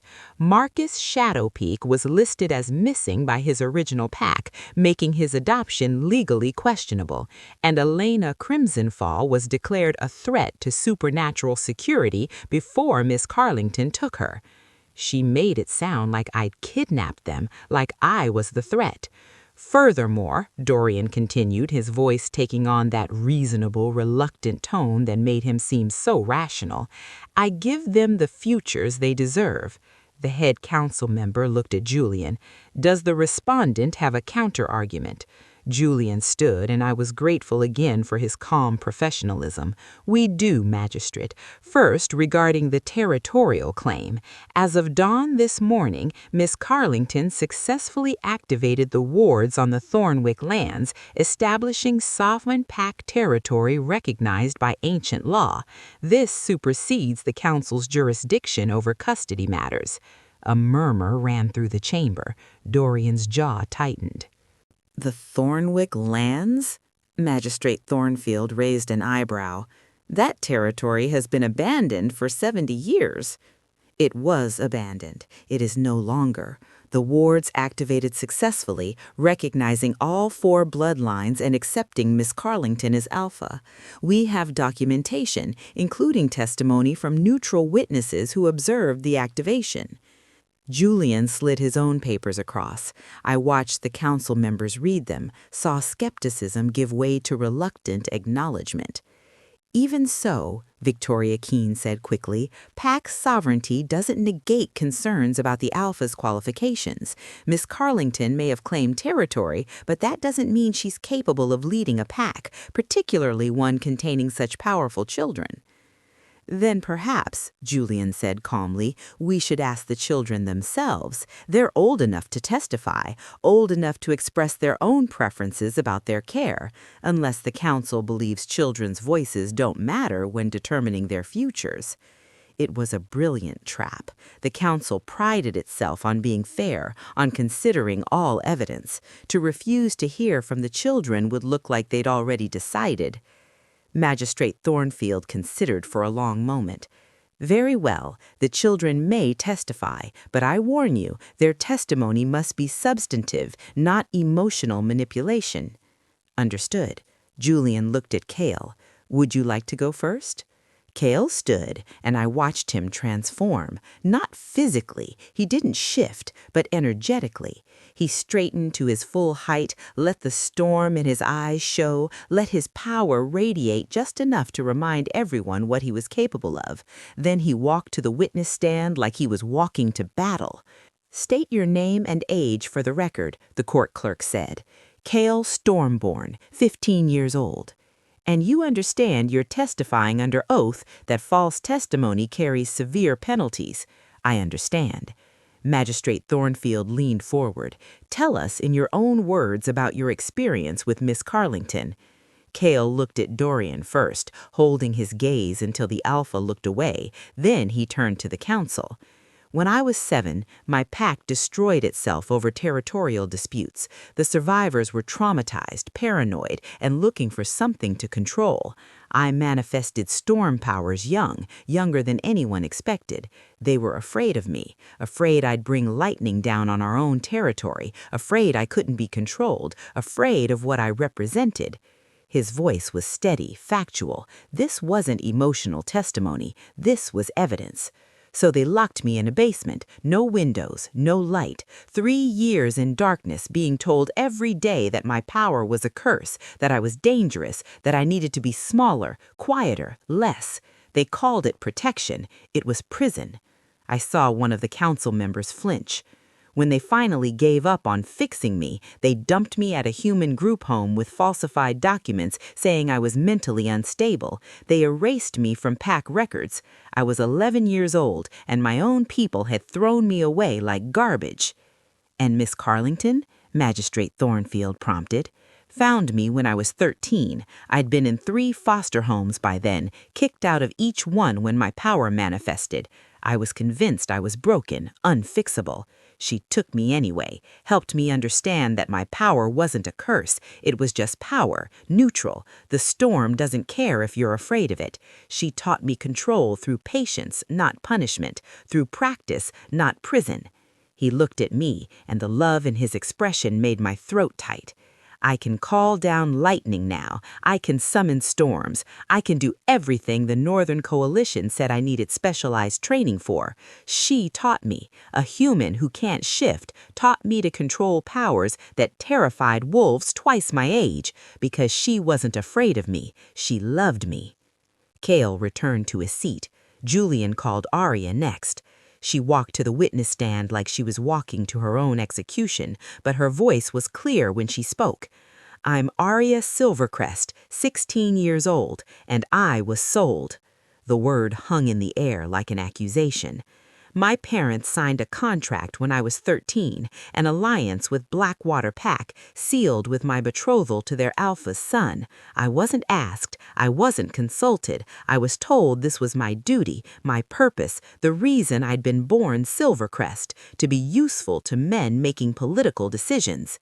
She described the chains, the silver poisoning, the training in how to be decorative and compliant and grateful for the honor of being property. Her voice never wavered, but I saw her hands trembling. I tried to escape twice. They caught me both times. The second time, they said maybe silver scars would teach me to be more obedient. They were wrong. The scars taught me that I'd rather die than be owned. And Miss Carlington? Magistrate Thornfield asked, her voice softer now. Found me dying in an alley, took me to a hospital even though she couldn't afford it, held my hand while I screamed through the silver extraction, and when I woke up terrified that she'd send me back, that this was just temporary kindness before someone claimed ownership again, she looked me in the eye and said, "You're a person, not property. You get to choose your own future now." Arya's voice broke on the last words. She meant it. She's the only one who's ever meant it. Marcus went next. His testimony was quieter, more controlled, but somehow more devastating because of it. I was trained to kill, starting at age 6. My pack called it an honor, special selection for advanced training. I didn't know what it meant until they put a knife in my hand and told me to cut the throat of a bound prisoner who'd betrayed the pack. The chamber was dead silent. I was 8 years old. I did it because I was terrified of what they'd do if I didn't. And then they praised me, called me gifted, started sending me on missions. By the time I was 11, I'd killed 14 people. Most of them probably deserved it. Some definitely didn't. I'll never know for sure, and that's what haunts me. He described the suicide mission, the 3 assassination attempts, the years of believing he was nothing more than a weapon that could think. Leela found me when I was 12.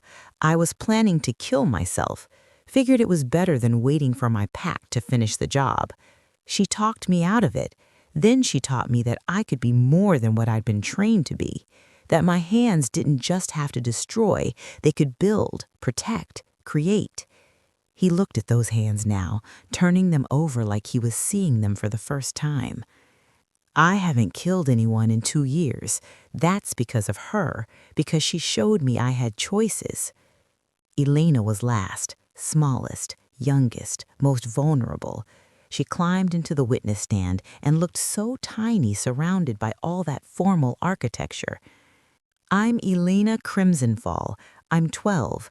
My pack tried to burn me alive when I was 7 years old. She said it simply, without drama, just fact. My fire came during a full moon ceremony. Everyone was shifting, and I don't know if I'll ever be able to shift, but the fire came instead. It burned so bright. I was so scared. I thought everyone would help me control it, teach me like they taught other kids to shift. Her voice got smaller. They screamed, called me demon, cursed, an abomination. My own mother built the pyre, tied me to it. I begged her to help me, and she just watched while they lit the fire. I was crying now, couldn't help it. Elena had told me this story before, but hearing her say it in this cold, formal chamber was different. My power saved me, burned them instead. I ran, lived on streets for 3 years, convinced I was the monster they said I was, until Leela found me setting fires in a dumpster to keep warm. She said, "That's beautiful. Would you like to come inside where it's actually warm?" Like my fire wasn't scary, like I wasn't scary. Elena looked at Dorian with an expression far too old for her face. She taught me my fire isn't evil, it's mine. It protects people I love. It keeps us safe. And Alpha Blackthorn wants to put me in a containment facility because he thinks I'm a weapon that needs to be locked up. But I'm not a weapon. I'm a 12-year-old girl who finally has a home, and you want to take that away. The silence that followed was absolute. Every wolf in that chamber was forced to confront what their precious traditions had done. 4 children, 4 ancient bloodlines, all of them destroyed by the very packs that should have cherished them. Magistrate Thornfield's expression was unreadable. "Does Alpha Blackthorn wish to cross-examine?" Dorian stood slowly. He looked shaken, which was something I'd never seen before. "No questions." "Then this council will deliberate and issue a ruling within the hour." The gavel fell. We'd done everything we could. Now we could only wait. Chapter 9. The deliberation took 3 hours. 3 hours of sitting in an antechamber with beige walls and uncomfortable chairs, while my children tried not to look terrified and I tried not to fall apart. Julian paced, checking his phone compulsively, even though we all knew the council wouldn't notify us by text. Marcus sat perfectly still in that way that meant he was using every ounce of control not to bolt. Aria held Elena, who'd finally stopped being brave and was crying quietly into her shoulder. Cale stood at the window, watching storm clouds gather in the distance, his emotions manifesting in weather patterns he couldn't quite suppress. "What's taking so long?" Elena whispered. "It's a good sign," Julian said, but he didn't sound convinced. If they were going to rule quickly against us, it would have already happened. Deliberation means debate. Debate means some of them heard you.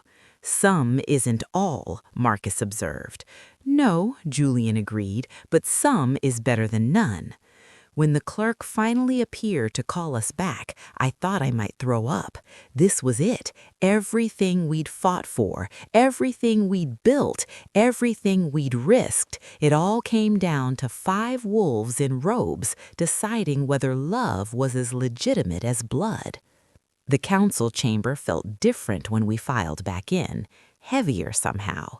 The magistrate's expression was unreadable, but something in the set of her shoulders suggested this decision hadn't been easy.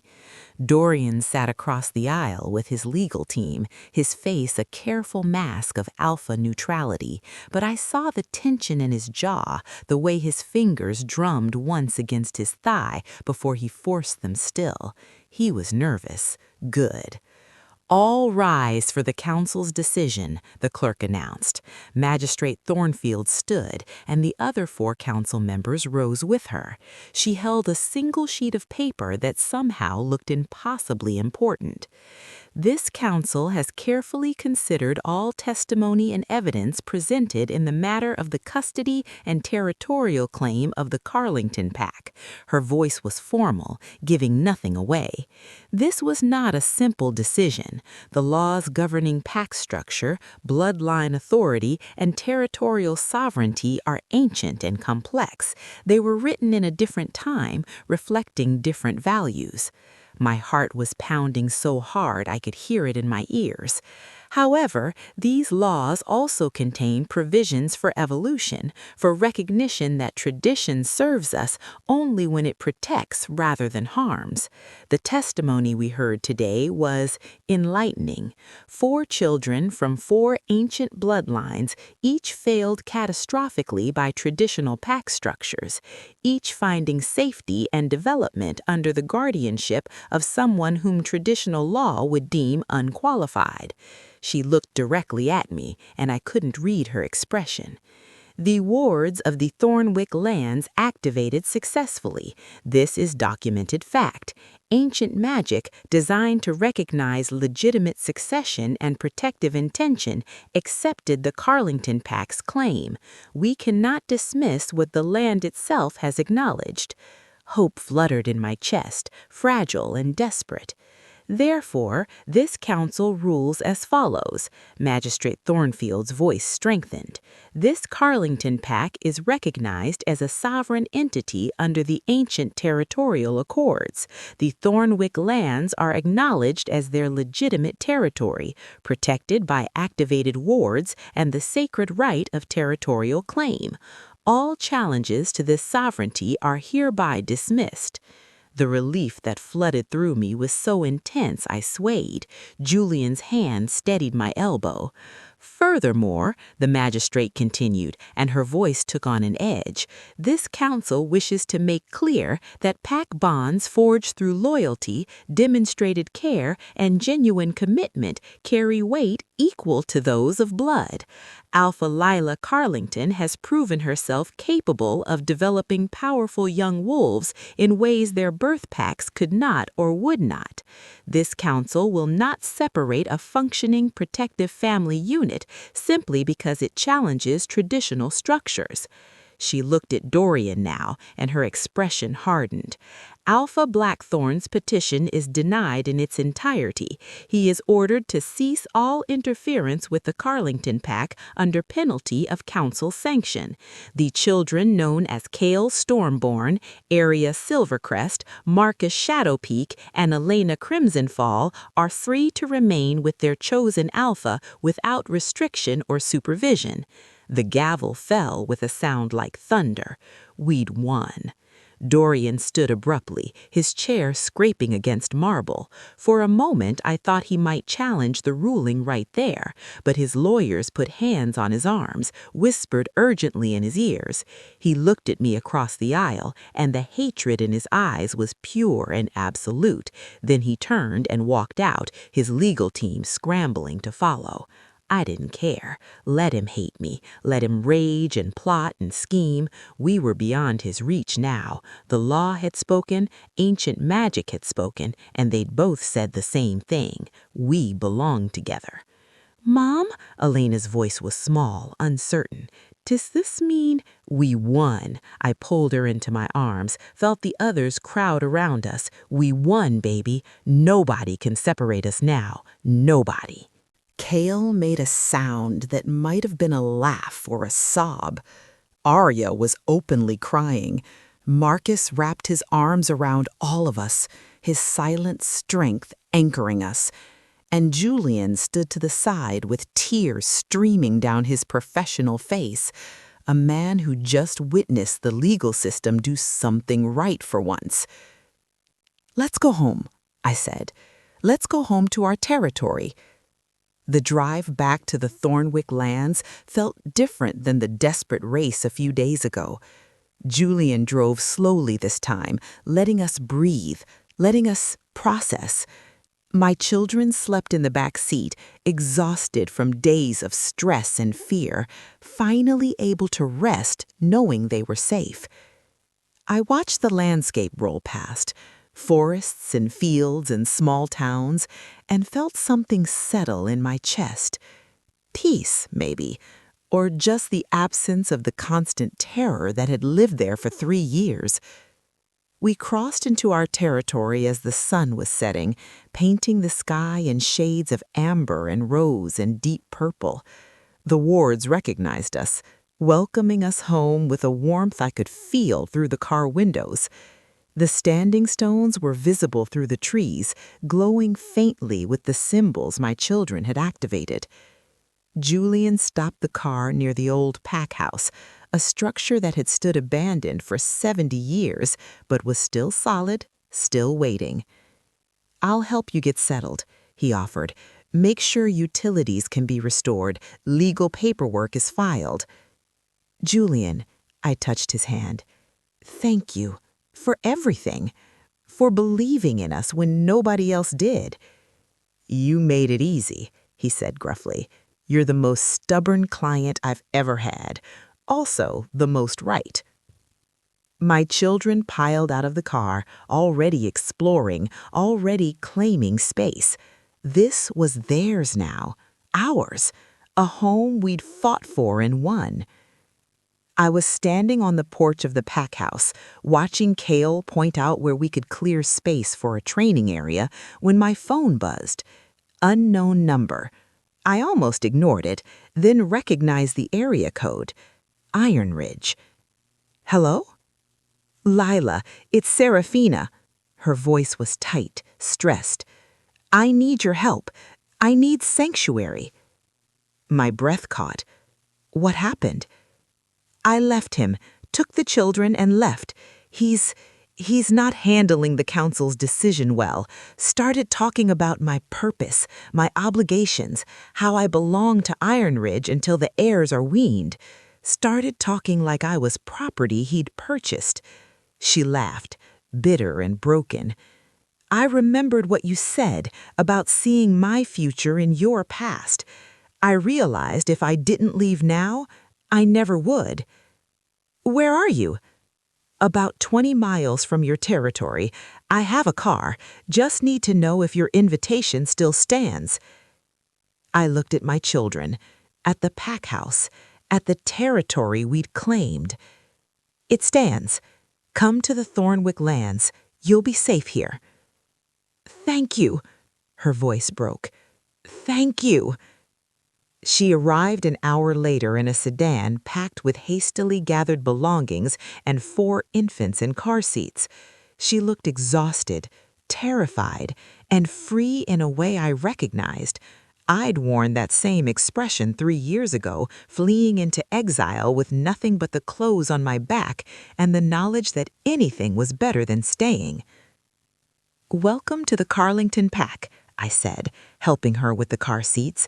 "We don't turn away people who need sanctuary." "Even your enemy's mate?" "You were never my enemy, and you're not his mate anymore. You're just Serafina. That's enough." Elena fell in love with the babies immediately. Arya helped Serafina settle into one of the restored rooms in the pack house. Kale and Marcus started reinforcing the wards, adding extra protection now that we had infants to guard.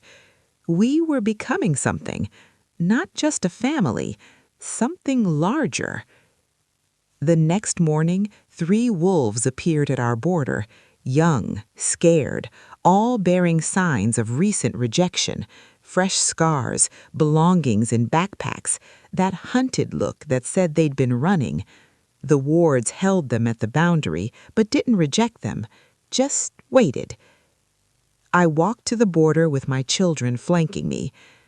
"We heard about the council ruling," one of them said, a girl who couldn't have been more than 17. "Heard about a pack that takes in people like us, people who don't fit. Is it true?" "What happened to you?" I asked gently. "I couldn't shift right. My wolf form came out wrong, too small, not aggressive enough. My pack called me defective, said I was wasting resources." She pulled her jacket tighter. "They exiled me last week.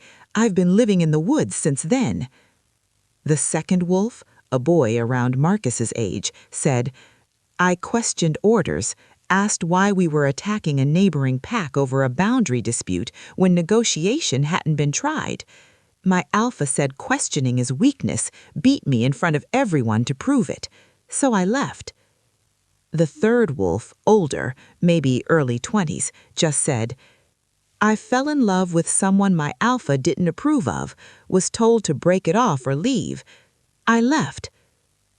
I looked at my children, saw Kale nod, saw Arya smile, saw Marcus's almost invisible gesture of welcome, saw Elena bouncing on her toes with excitement. The Carlington pack accepts anyone the world has cast aside, anyone who's been told they're not enough, or too much, or wrong somehow, anyone who believes family is choice, not obligation. If that's you, you're welcome here. The wards pulsed with approval, spreading protection over all of us. My pack, my family, my second chance, and theirs. 3 years ago, Dorian had stood in front of an entire pack and declared me worthless, broken, barren, unable to provide what mattered. He'd been wrong about all of it. I hadn't been broken. I was waiting for the children who would teach me that worth wasn't measured in what you could produce, but in what you could protect. Waiting for the family that would choose me with the same fierceness I chose them. Waiting to learn that sometimes the greatest strength is the willingness to love beyond biology, beyond tradition, beyond every rule that says some people matter more than others. Elena slipped her hand into mine. "We built something good, didn't we, Mom?" I looked at the pack house, at the territory stretching in every direction, at the faces of wolves who'd found sanctuary here, at my children, mine by choice, mine by love, mine in every way that mattered. "Yeah, baby," I said, finally believing it. "We built something really good." And in the distance, I swear I heard voices on the wind. The daughters of Thornwick, the ghosts who'd waited 70 years for someone to wake the wards and give this land purpose again. "Welcome home," they whispered. "Welcome home." We were. Finally, impossibly, wonderfully, we were home.